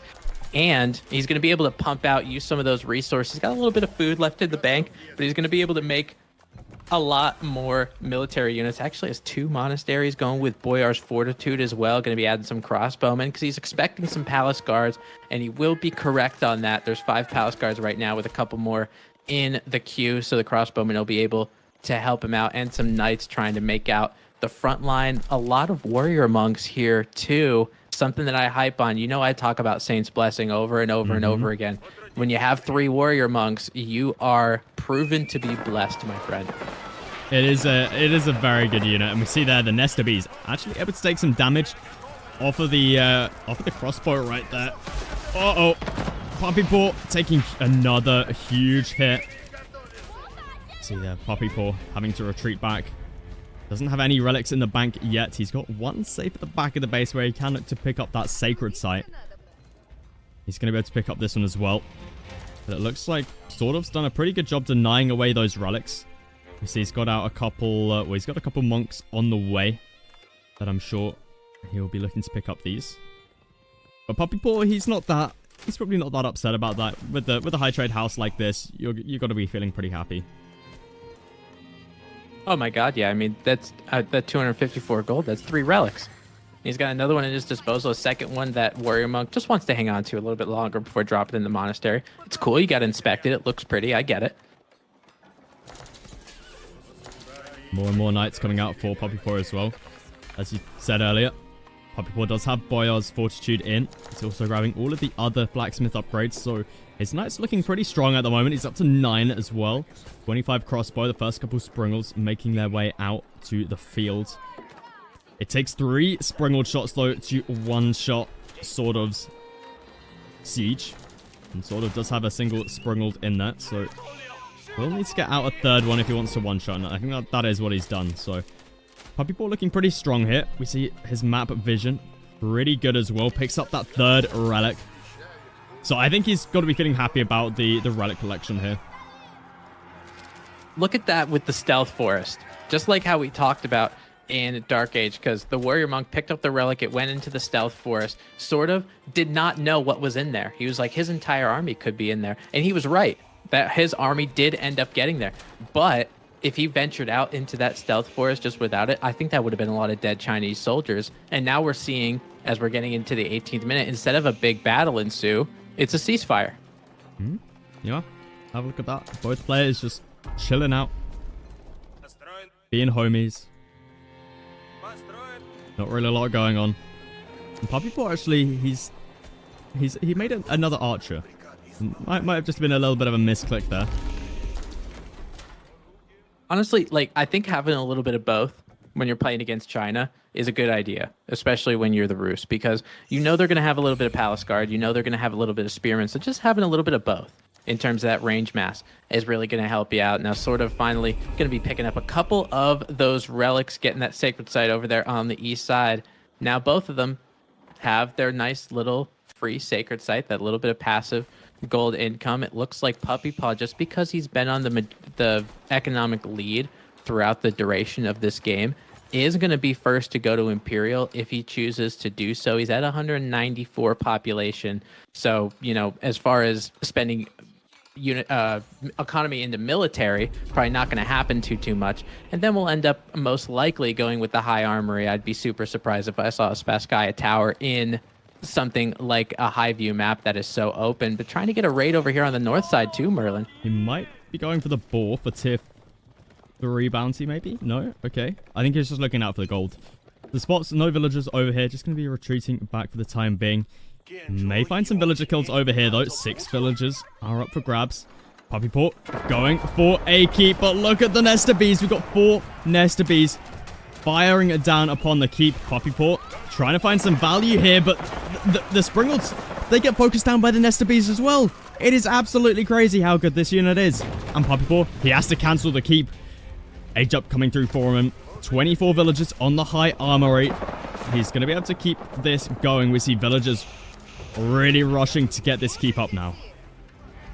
Yeah, I mean, he needs the high armor in order to survive. His Springolds are not going to be good against the Clock Tower Springolds, but I think now that military's starting to get up, he does have the siege advantage. Springald gets popped into Firewood. Nest of Bees are going to start raining hell. Or back up. Yeah, it looks like SortOf is going to have to retreat back now. Luckily, that keep did go up. The high armory is going to provide a lot of value here for Puppypaw. Mainly because of the banded arms, as well as roller shutter triggers that Puppypaw can grab. And that's going to be really important for his Springolds. You know, you really do need that siege superiority here if you're playing as the Rus. Yeah, and I mean, how frustrating is that in Castle Age 2? Like, you're up against Nest of Bees. You understand that they're a siege unit. You make a siege workshop. You make anti-siege. And then they die anyway. Looks like Puppypaw is also going to be going into some Streltsy. Yeah, I do think Streltsy's a good pick against SortOf's military right now. He has a decent amount of crossbowmen, some spearmen, some palace guards. Doesn't have much in the way of Zugnu, which would be a quote-unquote counter, I guess, just because Streltsy doesn't have much in the way of armor. But just the fact that he has those Nest of Bees, it just, if you're Puppypaw, you don't want to go in there. You don't want to deal with them. Looks like SortOf's macroing towards the age up now. Now, there's that inevitable stone wall coming down from him. Going to be going for the Great Wall Gatehouse here. But Puppypaw may be able to catch SortOf off guard here. Looks like that Great Wall Gatehouse is coming down. But Puppypaw, he needs to move forward now if he wants to try and deal with this. Let's have a look, see if he can actually spot it out. No, he cannot. Just out of vision. Oh, this could be terrible for Puppypaw if this gets up. But he's going to be moving forwards now. He spots out the landmark. SortOf only has 10 villagers working on it here. This could be denied out here. But SortOf, he's here with some siege. We see raid. SortOf going to be cleaning up that raid. Villagers, looks like they want to try and get up the gatehouse. But Nest of Bees, huge value onto the crossbow. Puppypaw retreating back here with his siege. What is the plan here? The landmark's going to get up. SortOf in a great spot right here. We see the Great Wall Gatehouse firing upon Puppypaw's army. Oh, man. And now, I mean, if you're Puppypaw now, you have the Great Wall Gatehouse over here. Your knights are going down a lot of that raid at a very cost-efficient area. There, just because of how many spearmen were there. Now, if you're Puppypaw with that Great Wall Gatehouse in the middle, where do you go? You know, you can't raid over to the north. You have walls, and now stone walls are going to be coming up for SortOf. I would imagine the same thing happens in the south. You have to go through the middle if you want to deal with the Chinese. I just don't think there's an avenue for him to ever do that. I love this as well. Imperial Palace coming down for SortOf. Going to provide a great vision around this stealth forest. We take a look. Don't really see too much, but as soon as this goes up, SortOf will be able to see absolutely everything. And he can always use the ability as well to spot out where any villagers are for Puppypaw. So I think this is really, really good for SortOf here. Yeah, absolutely. And I think, honestly, I feel like for SortOf, as this game gets later and later, you might want to be thinking about something like Fire Lancers, because the Rus, they can't stone wall. If you send Fire Lancers in a lot of these areas, it could be a possibility to raid. And instead of going through the barrel of this Muscovite base, right where that keep is, you might be able to go around, you know, get some Fire Lancers, get some raids going. Now we have trebuchets from Puppypaw trying to take down this gatehouse, but one great thing about this gatehouse, because it's a landmark, it takes wood to repair, which SortOf has a lot of. Having a look at the gold spawns this game, we got very even gold distribution, which I like. Sometimes you can get a little bit, you know, rigged towards some players, but SortOf, he's got to save gold. Puppypaw, he's got to save gold. So I don't think gold's going to be the big issue this game. I think it's just going to be, I think it's going to come down to wood. I think it's going to come down to wood, and SortOf at the moment, he's got great mid-map control here. It's going to be hard for Puppypaw to push onto this. SortOf can look to come out here, repair this one up. And SortOf at the moment, he has great vision, so should be able to try and counter these trebuchets. But we see there, Puppypaw, he's got the longer range springlets. And this is what's so good about the Rus, right? Is that roller shutter triggers in combination with the banded arms. Yeah, you can see the range make all the difference. I mean, the Clock Tower Springolds had more health, but it doesn't matter because they can't actually get close enough. So one Springald ends up going down. Looks like sort of on that southeastern side of the map, trying to get that little bit of a raid going over there, but that keep going to stomp it out. You're right about those gold spawns. I mean, what's really nice about Highview, though, when you do run out of this gold, all you do is set up trade. True. Yeah. Trade posts on this map make it really, really easy to start trading as they spawn right towards the corner of the map. So not going to be too much of an issue if players do run out of gold. Puppypaw is going to be put under a lot of pressure here against the palace guards, though. That Great Wall Gatehouse starting to run a little bit low on HP. Springles for Puppypaw just guarding this one up. And as you said earlier, some violences could be pretty huge here for SortOf, because there's no stone wall here for Puppypaw. And violences could be huge about taking out all of this siege, right? Yeah, and I mean, it's good against a Streltsy mass, too. I mean, especially having that explosive AoE, pun very much intended, trying to be able to take down a lot of those Streltsy. It could be huge for him. Puppypaw's military actually comprised of generally just Streltsy. I mean, he is population capped. He does have a lot of villagers. But as far as frontline, not really so much. He's been playing the defensive more than anything else and made a little labyrinth of fortified palisade walls over here by this gold mine. I love it. He's just going to be able to clean up all of those palace guard. Going very heavy on the Streltsy here is good, but it's very gold heavy. And at the moment... Okay, I take it back. I take it back. Puppypaw now going to be setting up the trade. So we're going to have plenty of gold income here for Puppypaw shortly. He does finally run out of that big gold mine. So he's got no villagers on gold for the time being. Yeah, it looks like SortOf is just trying to take any kind of avenue. We have that one ram doing a best ballerina impression, I guess, and pirouetting around those trees. But honestly, I don't know how he graduated ram school. They're just happy he's out there, man. Puppypaw's adding in a few spears now as well. So he's looking very happy just holding this position. SortOf doesn't have much siege over here, so this keep isn't going to be going down anytime soon. Those rams should be able to get cleaned up relatively easy.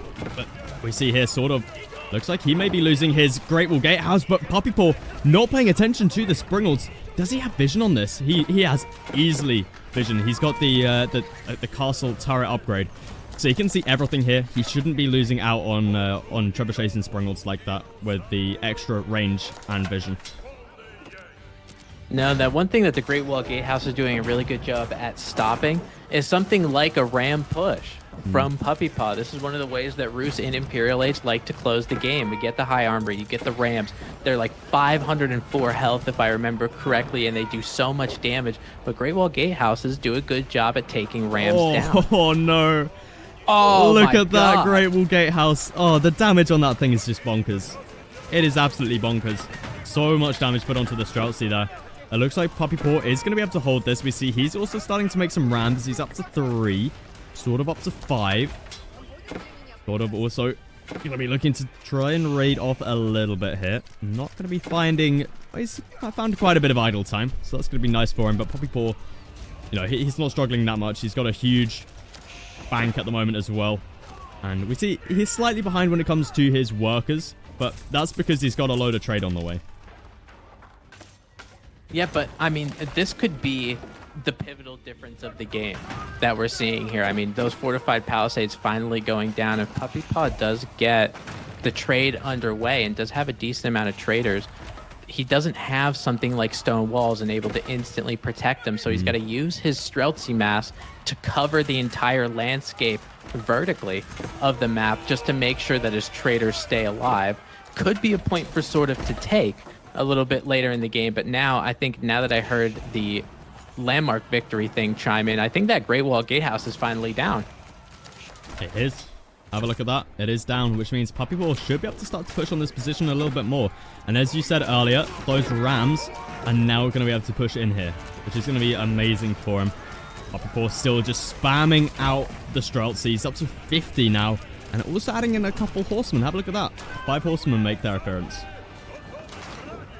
Yeah, I think the Horseman's a pretty good call too. I mean, especially if you're going to use rams in this area, you're probably going to want to raid around in that particular area or to get down some of those springles, which could be pretty dastardly towards those rams. But now the roost springles with that little bit more range, it makes those nest of bees, it makes those springles start to back up. So this is when the siege superiority kind of flips on its head a little bit. And that's exactly it. We see SortOf now going into fire lancers. So both players now looking to add in a little bit of cavalry.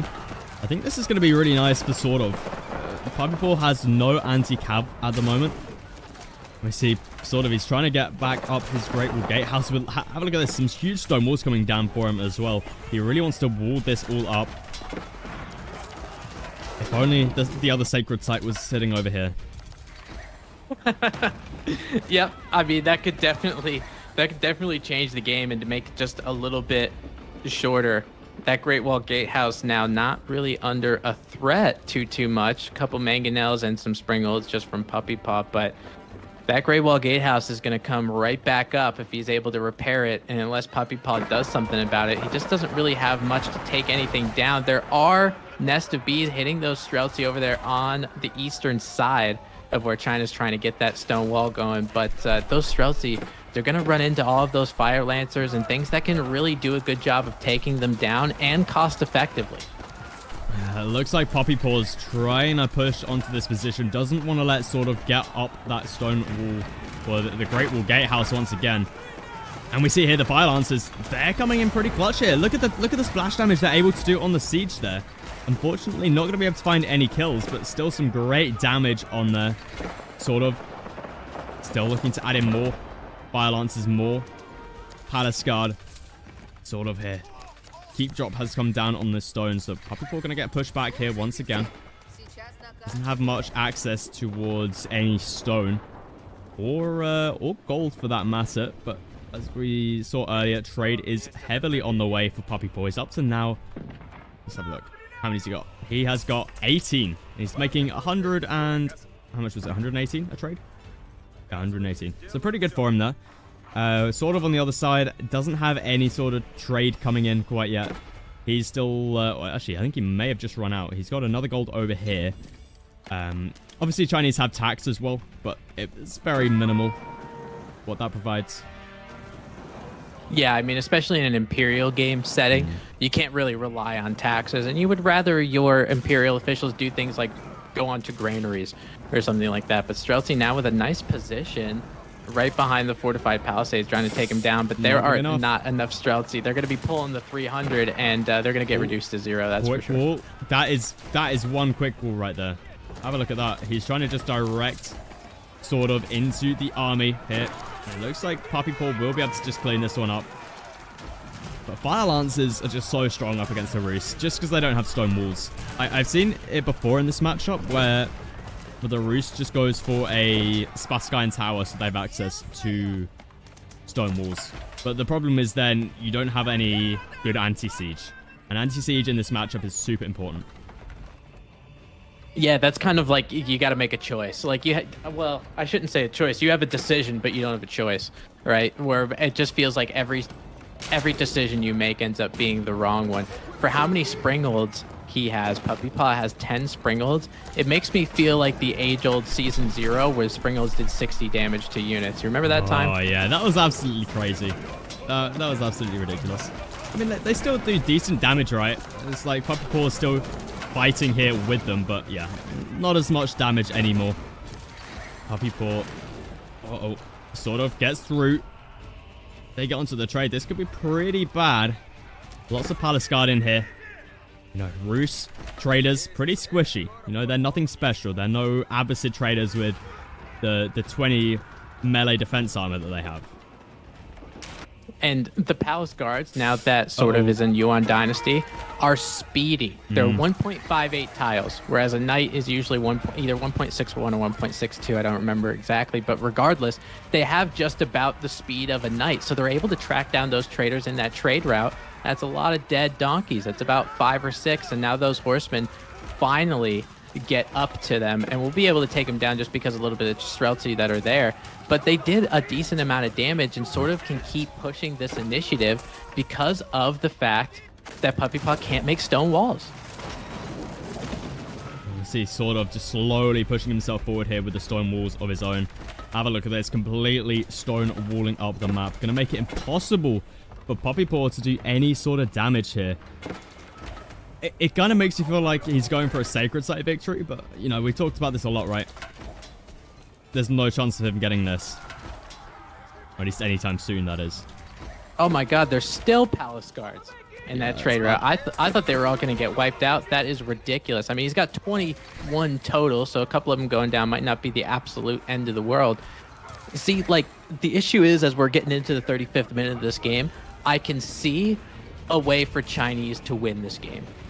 You know, you're doing a lot of raiding. A lot of villagers went down. Puppypaw's 95 villagers. Maybe we can see that happen. I don't see a way that Rus wins this game.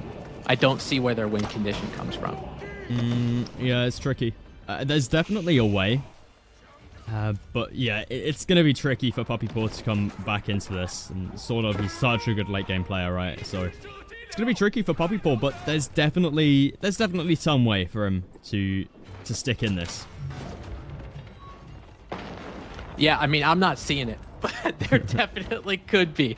That's for sure. I mean, he's got a nice little chunk of hand cannoneers, sort of does, right by that wall, and we'll be able to help him out. Great Wall Gatehouse continuing to get trebbed down yet again. Obviously has the ability to repair it with wood, so that'll help him. Both of these players have excellent stockpiles of resources on either side. So I know you mentioned something about a 3-hour game, and I hate to put that energy in the atmosphere, but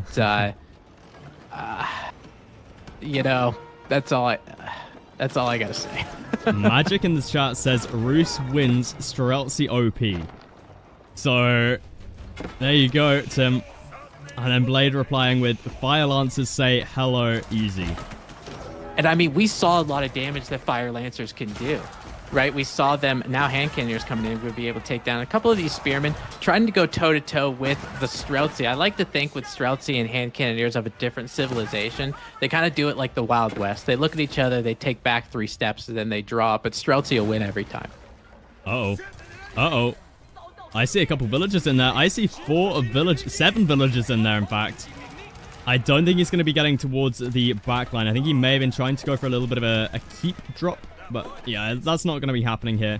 Puppypaw, he's on top of it. Unfortunately, that's not going to be going through for SortOf here. But SortOf going to be trying on the right-hand side here. Something that we see a lot out of SortOf is that he loves to just attack on multiple fronts at once. He loves attacking on the right and the left side at the exact same time. Obviously, players, you know, it's a good thing to do if you're a pro player, but it's not something we see all the time. Whereas with SortOf, it's all the time that we see it. And have a look at this. SortOf going for a little bit of a wall. The villagers make it through. And Puppypaw is going to be trying to get up a little bit of a quick wall of its own. It does look like he's going to be going up there. So, I mean, yeah, trade isn't going to be too affected here. Oh, I like the move, though. I mean, oh yeah, super cheeky from SortOf, and you have to. When you're at this stage of the game, I mean, I like what you were saying, him attacking from multiple different angles. I mean, no matter what angle he's attacking, he's beating his head against the wall, literally, with these fortified palisades.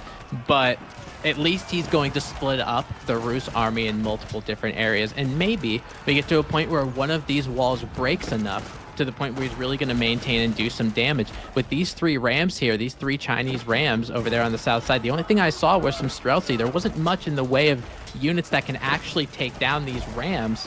The only thing, it's more Streltsy, maybe a couple more spearmen. Could get a point where this keep actually goes down on the south side. Yeah, I think SortOf, he has through his lightweight beams, at least I would hope so. I want to see if I can quickly find a siege workshop. There it is. He has it through, so yeah, this keep could possibly get taken out here, but Puppypaw, with plenty of army here now, is going to be able to take that one out. But at the same time, look at this, Puppypaw is going to be put under pressure once again on the center of the map. That Great Wall Gatehouse still remains. Got more units coming on the left side as well. I'm praying for a wonder at this point. To be honest with you, I mean, I don't, just because of how many walls there are, I don't see a way for one of these civilizations to really take them down. I mean, China has the best opportunity just because of the palisades, but these stone walls, with Rus, I mean, yeah, you can get some wandering towns, you know, try to take down some of these. Puppypaw has a good Streltsy mass over here, 44 Streltsy total. Sure, he's got most of them kind of in this area, but there's a Great Wall Gatehouse to greet him. Yeah, that's going to be 17 dead Streltsy right there. Back to what you're saying about the Wonder, though. I think it's much more likely we're going to be seeing a Wonder out of Puppypaw. And that's mainly because of the wood. We have a look here. Puppypaw's got tons of wood available to him. Whereas, SortOf, he's exhausted this wood line. He's almost exhausted this wood line. He's exhausted this one. The only one he's got left is this one. And after that, he's going to be out of wood. So, you know, he's running a little bit dry. And Puppypaw has still got a ton in the bank. And obviously, he's playing as the Rus, so he gets the plus 20% drop-off. Yeah, it does make it a little bit better. You're absolutely right. SortOf, again, trying to push the issue over here on the north side. Has a couple Rams out here trying to take down this keep, and I think he might actually be effective in doing so. There's not a lot of Rus units over here. Villagers either garrisoning or trying to repair siege around that that eastern side, excuse me, that you can see over there as well. China really doing a good job, again, SortOf attacking from multiple different angles, really trying to push the issue. Now, there's a sprinkled cavalcade by Puppypaw. You can see them over there in the middle, try to take down those Rams. He's attacking everywhere right now. Like, I love the fact he even sends off one Ram here or there just to try and be as annoying as possible. I think it's a really smart move. It is going to get taken out, but yeah, SortOf at the moment just attacking on multiple different angles. And we see Puppypaw. Have a look at the resources he's got in the bank. That is a lot of resources that he's got stacked up right there. In saying that, he's got a pretty decent reserve as well. So, I mean, at the moment, I would say the game's still looking pretty even. I just think it's going to be hard for Puppypaw to push past the Great Wall of China. Yeah, absolutely. And fantastic historical reference. I really like this, you're welcome, with this Great Wall Gatehouse, the fact that it's actually combined with a stone wall and not just 2 or 3 wall segments. So it really does look like the Great Wall of China, you know? Yeah, and we can see it provides... there's some upgrade that the Chinese have where if they drop a keep down, it makes the wall like stronger. Here it is. Extra materials. Stone wall towers and outposts. Oh, that's not the upgrade. There's an upgrade somewhere for the Chinese that makes their walls stronger. Maybe SortOf already grabs it. And it's got plus 900 health on there. So, let's see here. SortOf going to be losing out on that Great Wall Gatehouse once again. He's through on the right-hand side here. Look at the Rams. 6 Rams starting to take down this keep. SortOf making some good progress here.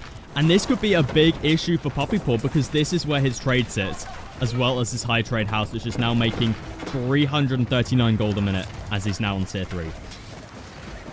Yeah, I mean, now we're getting into the soft and underbelly of the Rus right now. These 4 markets, if he's able to take them down, obviously that one super crucial market on the western tip of the map is still going to be alive, but taking down a lot of these markets where a lot of these traders are coming from is going to be huge. This is what Puppypaw is really relying on in terms of gold, but he does have a decent stockpile. Right now he's about 9,000 gold, almost at that 10,000 mark because of the traders. It will be stalled for a little bit of time just because if you're trying to get rid of these markets and maybe sort of pull some villagers down here, puts a keep over by this neutral trade post where Puppypaw would have to put up and deal with it. Yeah, and look at this. On the left-hand side, he's pushing in as well. SortOf going for the double attack right now, trying to shut down this trade. The thing is for Puppypaw at the moment, losing these markets is not the biggest of deals if he doesn't lose any trade. We see Puppypaw still sitting at a pretty decent 34 traders. But that could change if SortOf comes through on this left-hand side and takes out this market.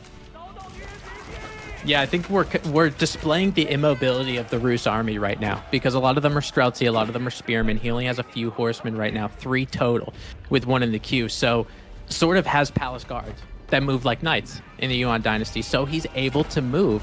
He's also able to build rams on the fly, as you can see, obviously, with siege engineering. We're 44 minutes into the game. If he didn't have siege engineering by now, I'd probably slap him.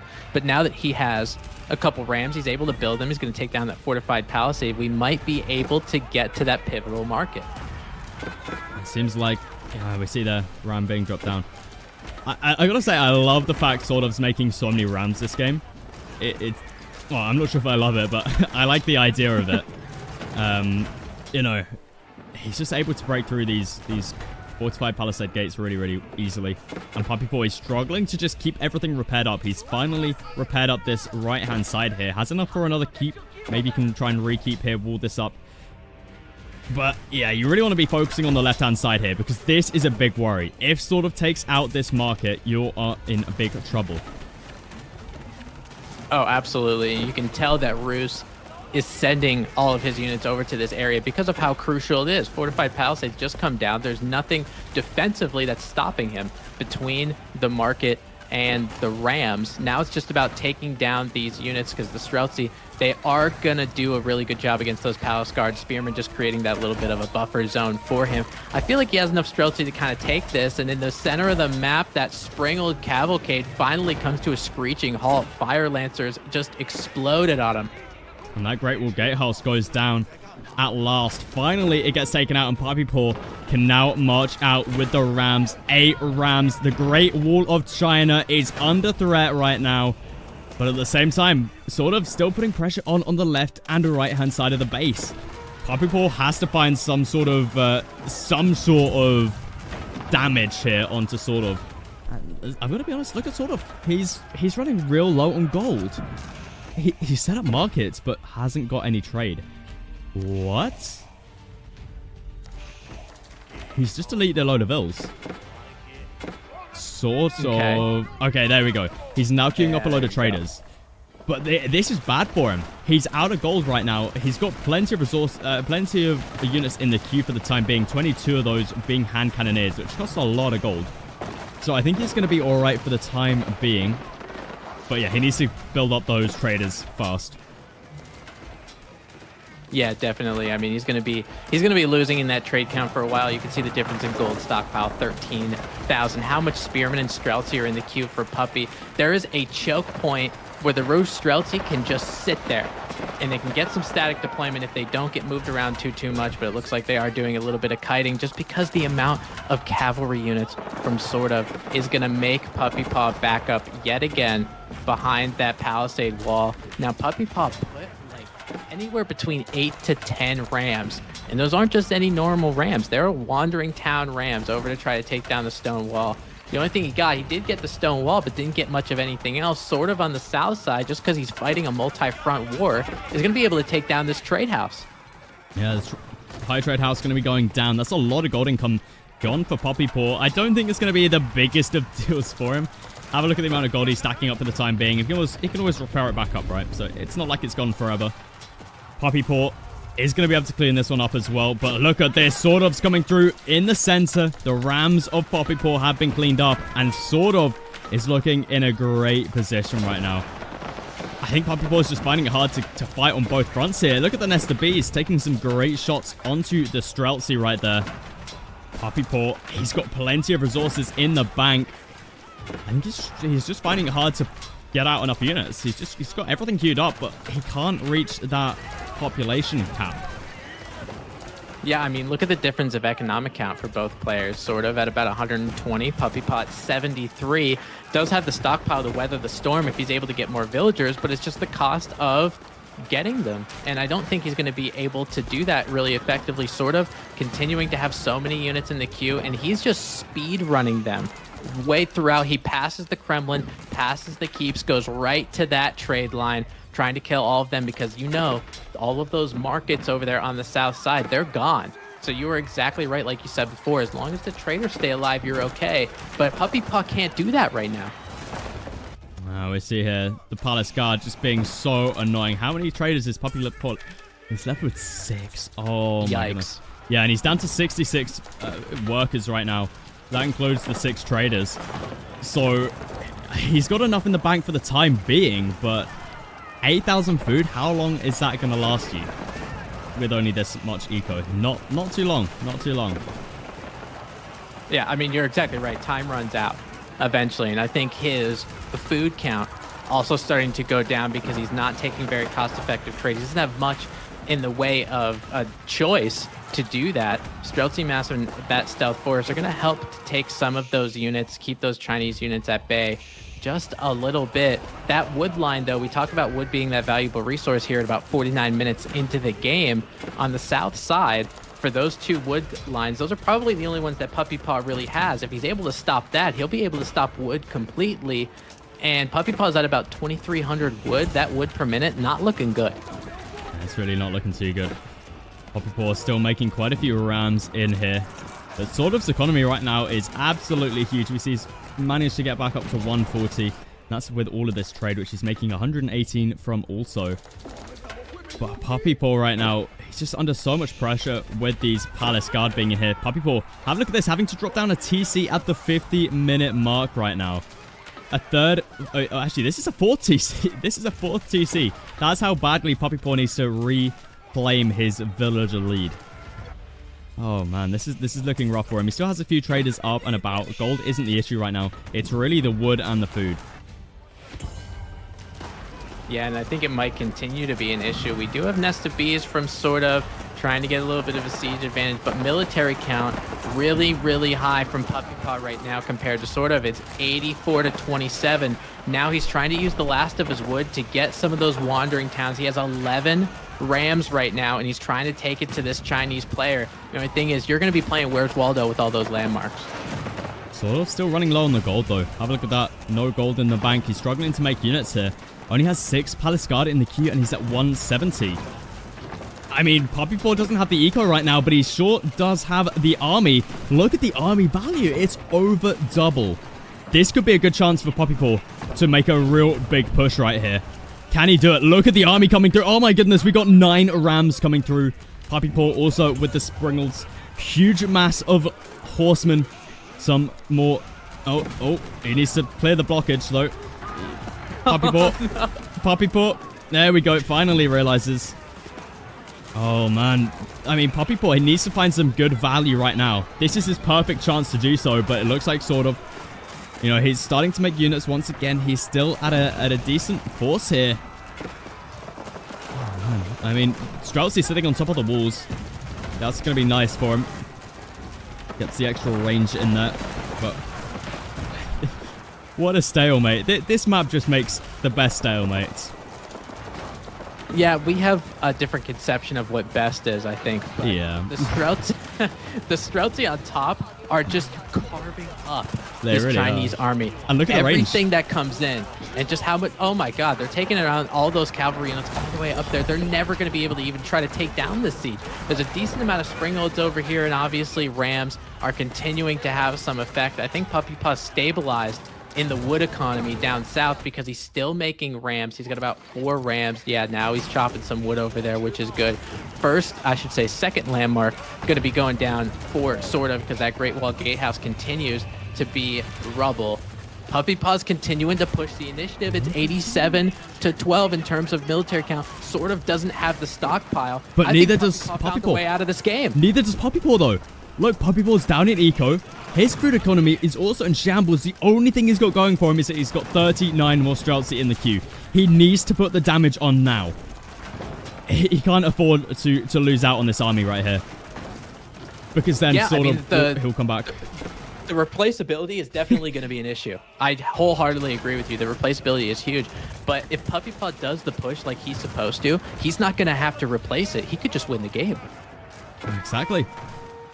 We see so many Streltsy in the queue right now for Puppypaw. SortOf going for mass fire lancers, though. Once again, he's trying to get into the economy of Puppypaw. Oh, man. SortOf, at the moment, his food economy looks like it's returned back to work. He's up to 4,200 a minute once again. A decent number.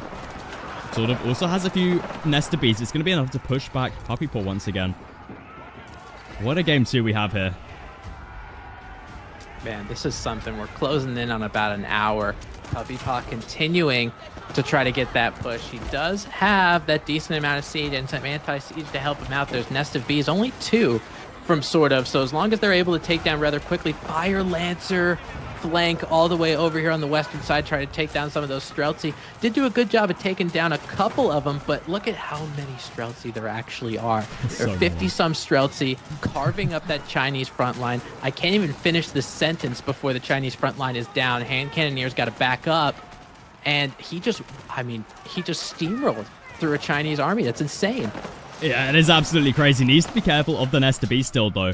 And now we see Puppypaw still low on that food count. And we see the Q starting to run a little bit low. He's got some mangonels coming through now. Some mass spears. I mean, sort of. He could be in some big trouble here if the farming eco gets affected. Because the mass right now for Puppypaw looking really, really strong. We've got plenty of rams and siege coming through from Puppypaw. He's still got plenty of wood available to him. I think that's a big problem here for SortOf. He has no wood available to him whatsoever. He's having to buy it. He just has no wood anywhere. Yeah, and that's the issue, right? He's got to buy the wood, which means he doesn't have the gold to make some of the units. So that's why he's perpetually under with this military count. And he's not going to be able to pop cap himself pretty regularly. Fire Lancers get a good charge on that Streltsy mass, but again, we have 26 in queue for Puppypaw, so we can continue to do that. Population is going to be at about 180 on either side, and we got to a point where, 20 minutes before, I was like, oh, these stockpiles, they're never going to end up going down, but now for both of them, they're largely depleted. Yeah, both of them spending so many resources in the span of like 10 minutes right there. Oh, I mean, it's kind of evened up again, right? We're back to this point in the game where SortOf, he's managing to hold on here. I think the big difference, though, is the wood. Puppypaw still has access to a lot of wood, whereas SortOf does not. I think that's going to be a big difference here. Right. I mean, there's only so much wood you can buy, right? I mean, even though he's making a decent amount of gold, it's going to take a lot to do it if he is going to buy it. It's not yeah, that I'm bad, actually kind of surprised. Yeah, I thought it would have been in the couple hundred by this point.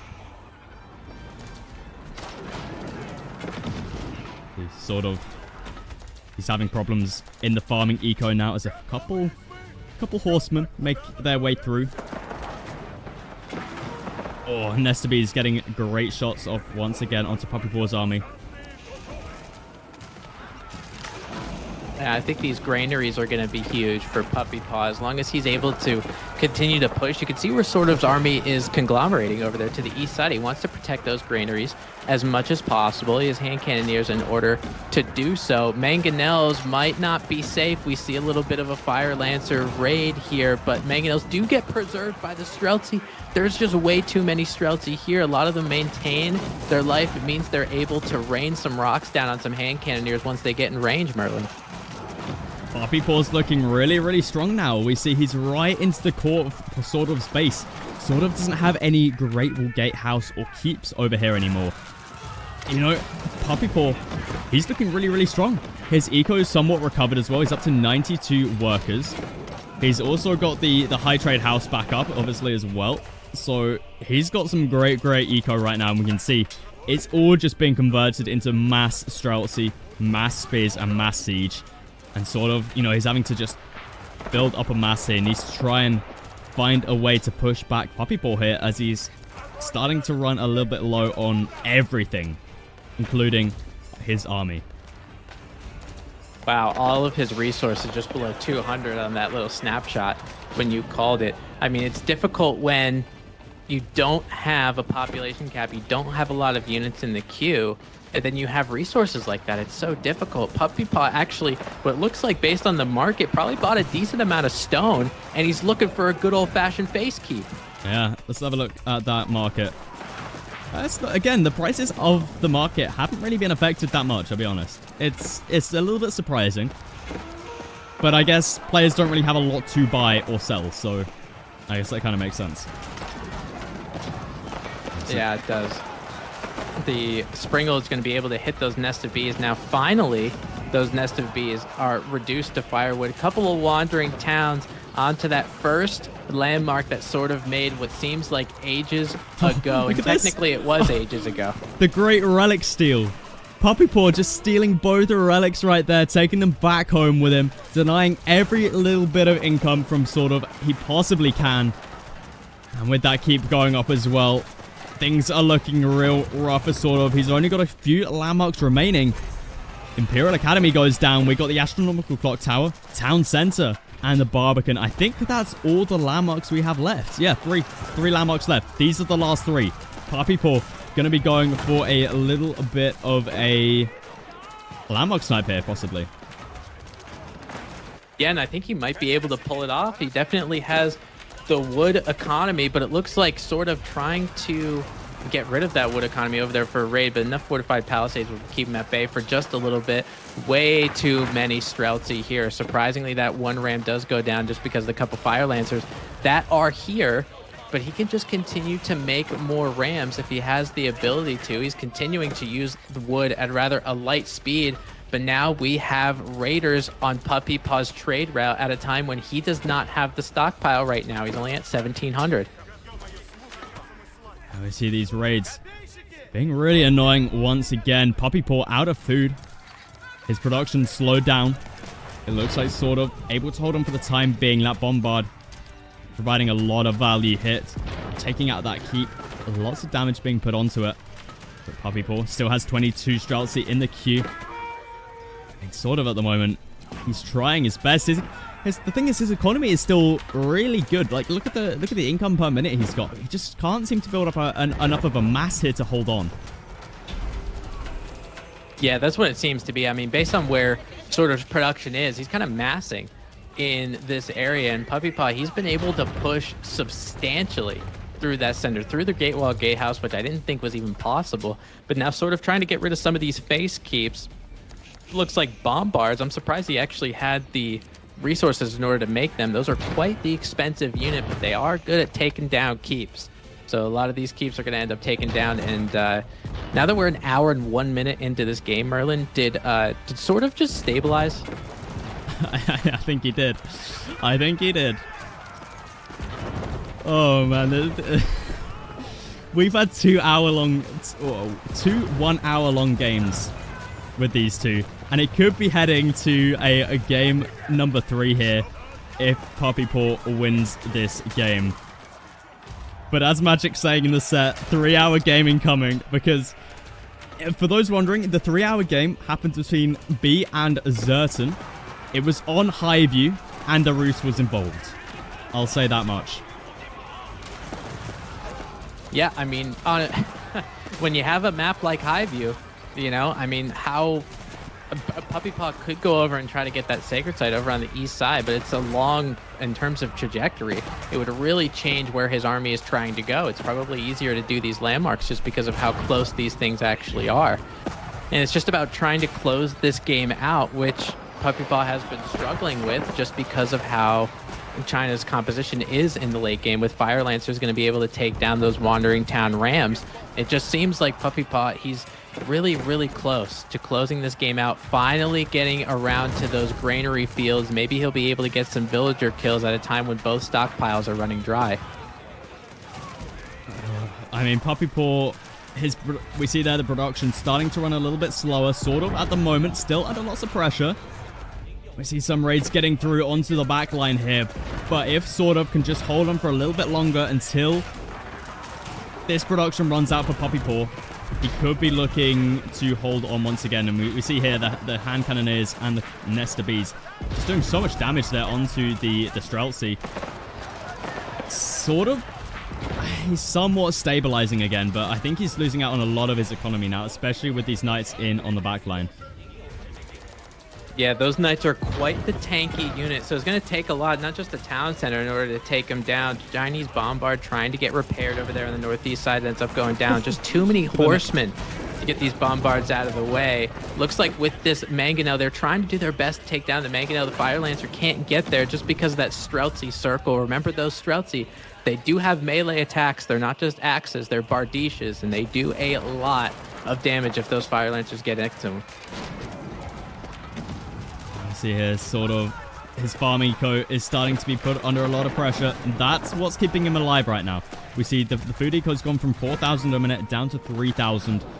Is this the turning point? I feel like it is. I feel like this is the point where Puppypaw is looking to take the win. I feel like, to be honest, you could probably just go for mass cavalry and just try and snipe these last 3 landmarks.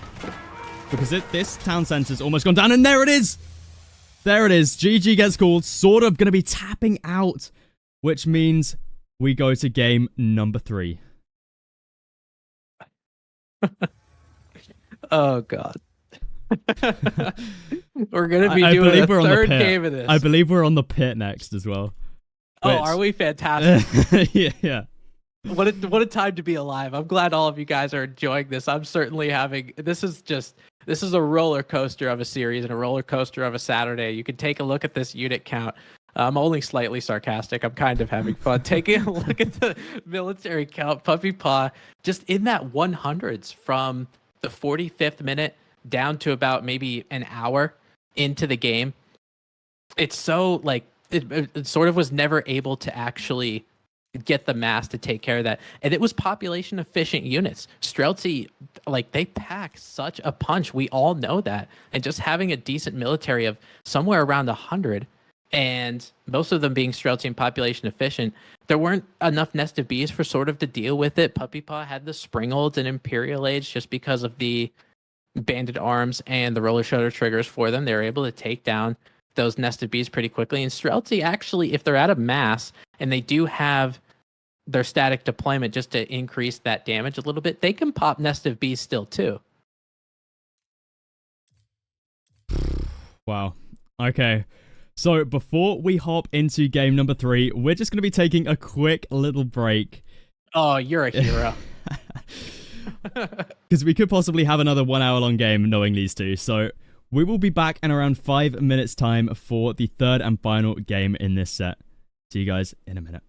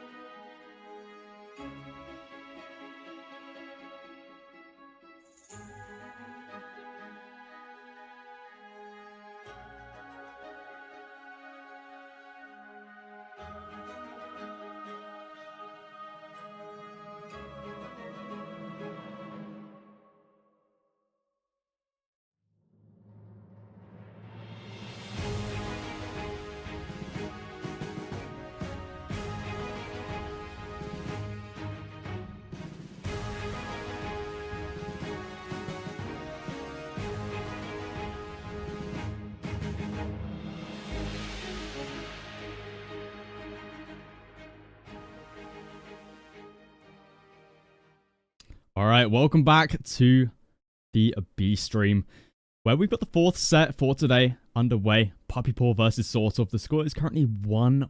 And as we're heading into game number 3, we've got Abbasid versus Ottomans. So hopefully, this one shouldn't be as late game as the other two were. But we'll have to see.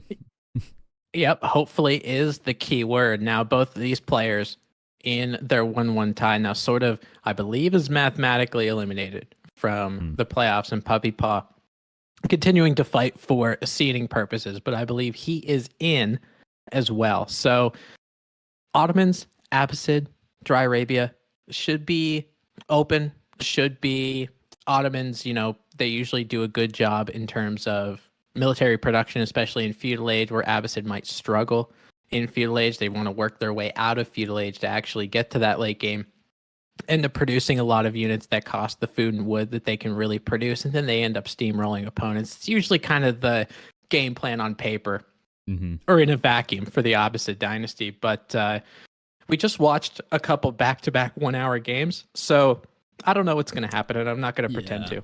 Especially as, even in the first game, right, we thought the French would easily win up against the HRE on a map that favors the French.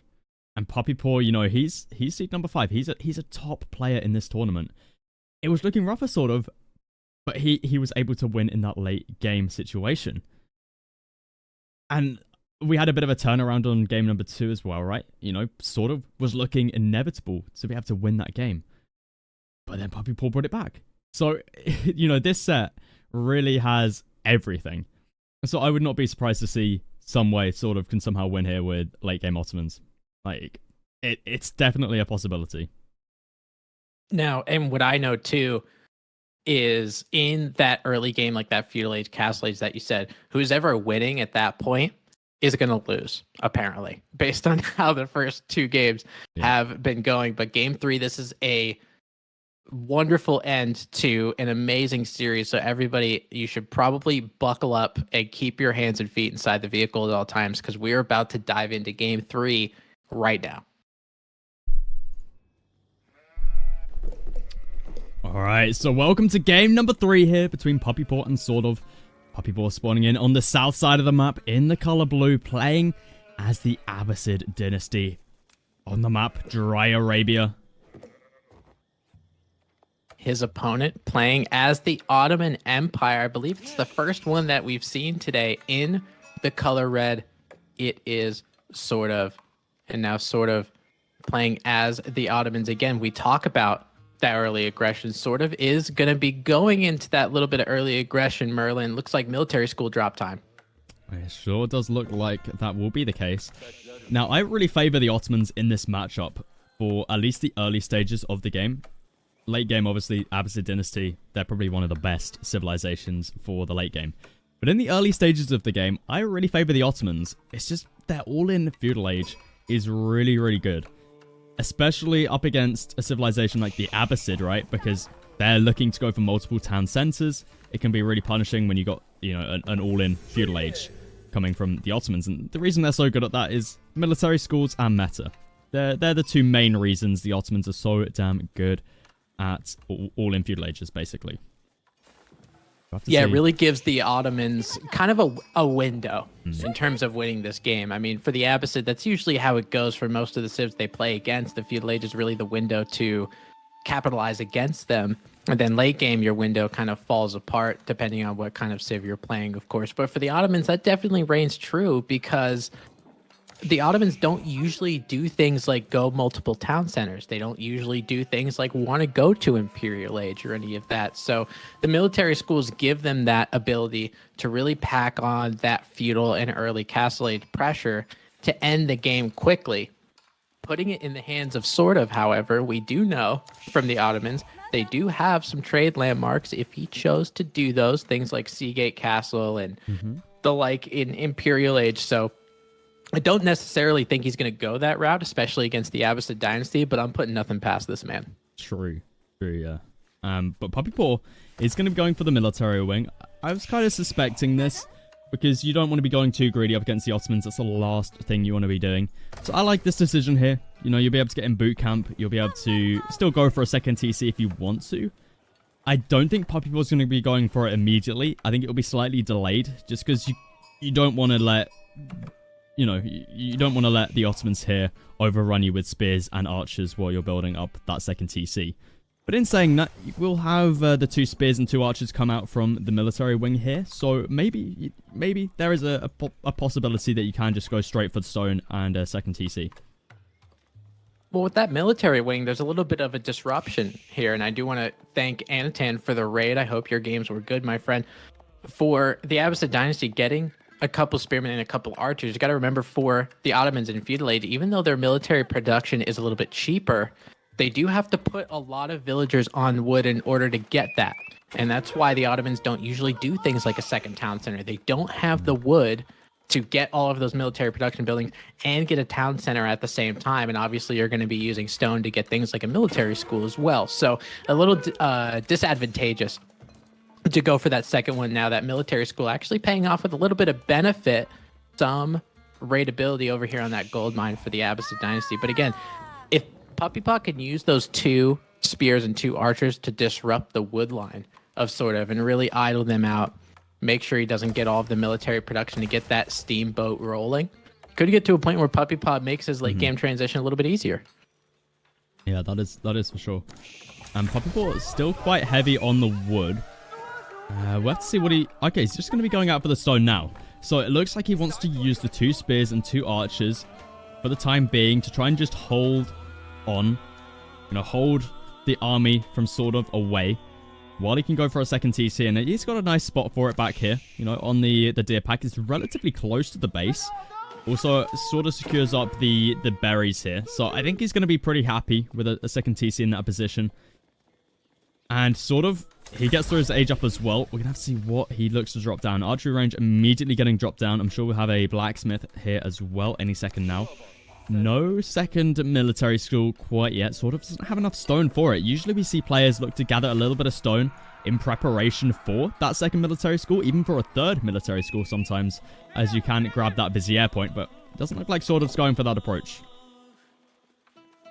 No, not so much. And Puppypaw, it seems like he's going in more of a militaristic approach. I can see in his army composition, not only with the military wing, of course, but did add a stable, is going to add a couple horsemen as well. When you're playing against the Ottomans, it's all about what buildings you're scouting, what buildings they're doing first.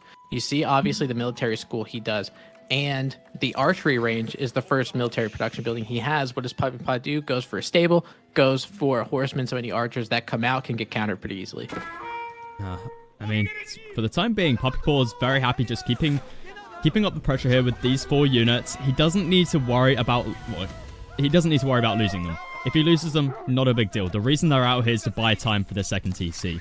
Puppypaw is about to have that coming through very, well, I wouldn't say shortly, but, you know, it'll be here before any sort of army for SortOf arrives at the base of Puppypaw.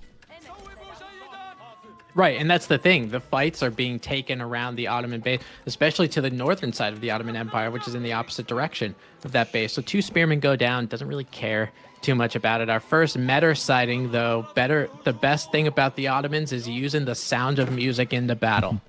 Interestingly, he made this from the military school, now switched over to the archer. Now, the reason this is a little bit weird is because usually we see the Vizier point being spent on the meta, and because you also get the movement speed. But there we... Oh, wait, maybe he did. I'm sure this wasn't there a second ago, the movement speed. Unless I'm just blind. I am sure this wasn't here a second ago. It's gone! What? What? Well, we're about 6 hours, back. I think, into our cast, and MrMerlin is officially insane. I can't be the only one seeing this appear and disappear unless it's meant to do that. No, it's been here the whole time, dude. What? No, I'm kidding. Yeah, it's been bouncing back and forth. I think because there weren't any units in its proximity, maybe. Yeah. Wasn't really getting that effect. I'm not entirely sure. Okay, well, anyway, he spent the Vizier point on it, as we do see there. He has the movement speed now. So, he's looking to just mass up some archers, some Spahi, some metas as well. And we see that second TC for Puppypaw. goes down. So far, Puppypaw's plan is working out pretty well. You know, he's still got alive his 2 archers, as well as a little horseman over here. So far, it's worked out pretty well for him. He's lost a couple spears, but not a big deal. The idea was that, though, that little force was a little sacrifice to get up this TC in a safe position. And that's exactly what he's done. So, Puppypaw feeling pretty happy so far. And, you know, I think he's done a little bit better than what you said because, I mean, he's idling some villagers and these military production buildings aren't going down as quickly as SortOf might necessarily want to. SortOf is ahead on the military count. Obviously, you know, those military schools helping and the fact that Puppypaw went for the town center. So I had to delay that little bit. But now that Puppypaw has done a little bit of his delay, he's starting to back up a little bit. Now this is SortOf's window starting to open. Right, with the military production, you got to make sure you're pushing all of the military that you possibly can because that second town center on the western side, I know we talk about where these town centers are placed. There's a reason why. It's because that town center from the Abbasid dynasty probably has a bullseye on it now. It does indeed. Because SortOf, he's starting to mass up some real army here, and we see blacksmith upgrades coming in. If we see blacksmith upgrades coming in at this point in time, he's definitely looking to put on the pressure here in H2, which it's the most common thing we see from the Ottomans here. So no surprises there, really. I'm sure we'll see probably siege engineering coming in next, if not Einon Damesh. I think they're going to be the most important upgrades for him. We see here Sipahi, great movement speed in combination with the meta hit. Going to be able to try and take out that scout, but Puppypaw, he's starting to build up quite a mass of cavalry here. Just mass horsemen for him. Also getting out some archers. So it looks like he just wants to match the same sort of composition that SortOf's making. The thing he's got going for him is that he's on 2 TEC. We see he's already ahead by 5 builds. Also, nice pickup. Right, and that's gonna be getting worse. I mean, Puppypaw doing a good job trying to get those reinforcements. It's just like the English, you know, those archers are traversing the entire map by themselves. It's cold out there. They could get raided by some horsemen, and they end up doing so. A lot of the units back from SortOf has to move back north because mostly SortOf's army, it looks like more of an archer all-in from Ottomans instead of going for triple unit composition. So no spearmen for SortOf to be seen. I don't think you need spearmen, to be honest. I think you can just mass up the archers. As you said, archers, pretty slow unit. They do have the movement speed in here from the meta, so it's going to make them a little bit better than other civs.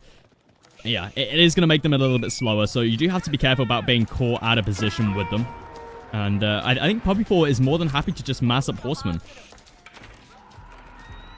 Yeah, I mean, if he gets enough of them, maybe he'll be able to get a surround on that archer mass. But Puppypaw doing a good job raiding with these horsemen also.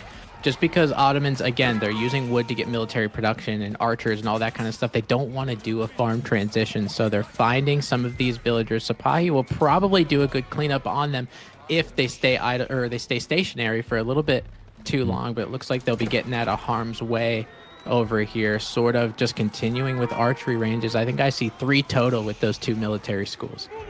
Yeah, a lot of production down for SortOf. Puppypaw, we see, just kind of threw away a few horsemen there, but he's more than happy to do that because he's just buying time. This is what you do with the Abbasid. You're not exactly playing to wipe out your opponent in the feudal age here. You're just playing to buy as much time as you possibly can with your TCs. You know, start to build up a real nice mass. His Puppypaw, look at this, he's already up to 20 archers. He's almost matching SortOf. And he's also got plenty of horsemen in the queue, got plenty of resources available to him as well. Puppypaw looking in a pretty good spot with now quite a villager lead. What's up, 15 bills? Yeah, 15 bills at 11 minutes, 30 seconds. That's pretty crazy. I mean, that's good for the Abbasid, especially because, again, those Abbasid villagers with fresh foodstuffs, they're cheaper than the average villager. So you save a decent food economy, and you can channel that into more horsemen to help you for the inevitable battle that obviously is going to take place. I mean, SortOf has 44 military. He's not making all this military just to stand around. And now SortOf, we see that siege engineering going to be coming through for him. So it looks like he's going to be putting pressure on probably to the second TC here. But the question is, does he have enough? At the moment, he's got quite a few archers. He's got obviously the meta in there as well, which he is making more of. It's super important to make more metas as the Ottomans. It's something lots of players forget about. You just need to keep on making them. My best tip would be just to set one military school to a meta. and you'll just have a slow little trickle of them, which I find really helpful. But we see here SortOf's reinforcements going to get picked off once again. But SortOf, he's got a serious mass over here. Villager going to get picked off. SortOf trying to get down that first round. Yeah, it's a really good idea for SortOf to get those rams built actually in the stealth forest, because Puppypaw doesn't want to go out very far. You know, he wants to make sure his base is protected. And again, in that stealth forest, you don't know what's hiding in there. And now for SortOf, it's about 40 archers and a ram. So if he's able to build maybe just a couple more rams, I don't think pushing for one is usually the thing that pro players do, just because of the DPS of one ram might not be enough. Yeah, I think you need at least 2 rams to push onto the TC here. But SortOf, it seems like he thinks it's going to be enough. I mean, if he sets his metas to the ranged defense drums, to give an extra one, the ranged defense drums, so you can get an extra ranged armor, so you can easily sit underneath this TC here. And we'll also take a lot more hits from Puppypaw's army here, but we see he's just going to be engaging here. Puppypaw has a much bigger force when it comes to archers. He can focus down the Sipahi here. We have the metas only set to the... Oh, there we go. There we go. Ranged defense drums coming in. Perfect timing right there. Puppypaw also pulling some villagers here, trying to keep that second TC alive. Reinforcements coming through for Puppypaw now, but also reinforcements coming through from SortOf. Puppypaw needs to focus down these metas. 2 of them alive on the battlefield. We see these Sipahi actually do a great job at tanking. Yeah, I think just because of the original mass of Puppypaw, I mean, look at the archer count right now. It's 48 to 30, predominantly what both of these army compositions are made up of. I think that was the easiest hold for Puppy that I've seen in a long time.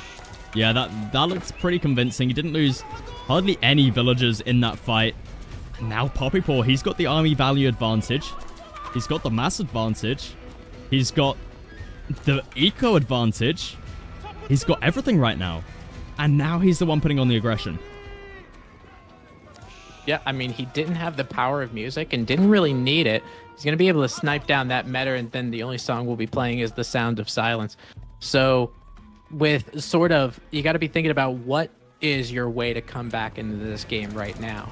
And I know I talked about Puppypaw and Roos the last game. How does he come back from the game? And I couldn't really think of one.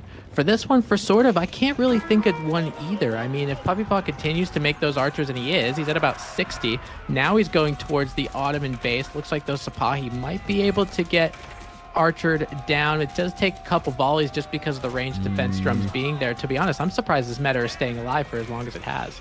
Yeah, Puppypaw really needs to focus that down. The extra +1 ranged defense drum is pretty huge. We do see there Puppypaw finally cleaning that one up. So that's going to be the movement speed and the extra ranged defense armor gone for him.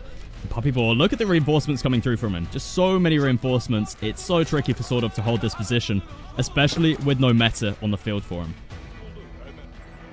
Yeah, and it's going to take a while for him to get that meta. If it's coming from the military school, he's going to have to pop it out of the stable if he wants something a little quick, but it does take a while for that to happen. Now, SortOf, a little bit of a macro issue here. He's on 1,000 wood, not necessarily being able to pump the archers out that he should. Puppypaw on the other side, though, about 50 food from castle. Now just got castle, going with the economic wing.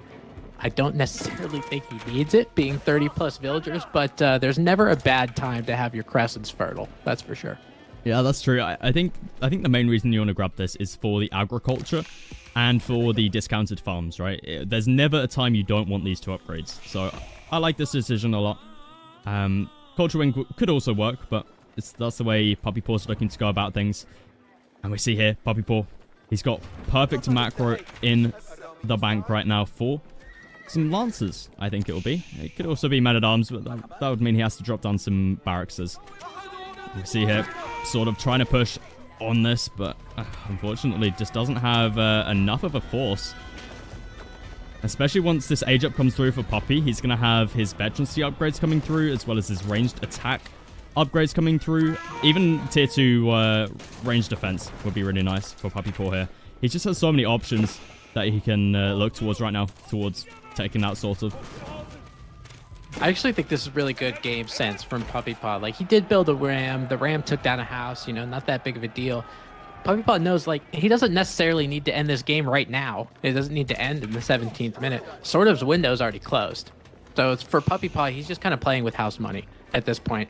At almost double the villagers, you know, so he's going to be able to make whatever military he wants, and he's gonna be able to make it with whatever macro he wants in terms of his economy. He's doing really good in terms of food, doing really good in terms of gold. So you're exactly right. Probably going to be going into Lancers just because of how good they are to those archers. Getting his upgrades, he'll take his time, and that's okay. Maybe Puppypaw can look to play it out to maybe the 1 hour mark so we can get another hour-long game in here. That could always be fun. Oh, Merlin, you're so funny. He's quick with the jokes, Chad. Oh, yeah, I know. I'm such a jokester. But sort of now going to be pushing forward here.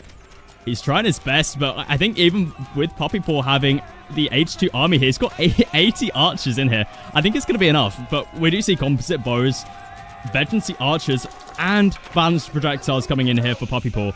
They're all about to come through, but he doesn't even need it. We see taking a great fight here as it is. Oh, this is terrible for SortOf. This is absolutely terrible. I mean, Puppypaw could just wait, right? He could just wait and fight. But he decides to take the fight now. Lancers going to be making their appearance. Composite bows comes through. The extra attack speed. Veterancy archers coming in now as well. And now there's just no chance. And with that, SortOf going to be tapping out. Puppypaw taking the set 2-1.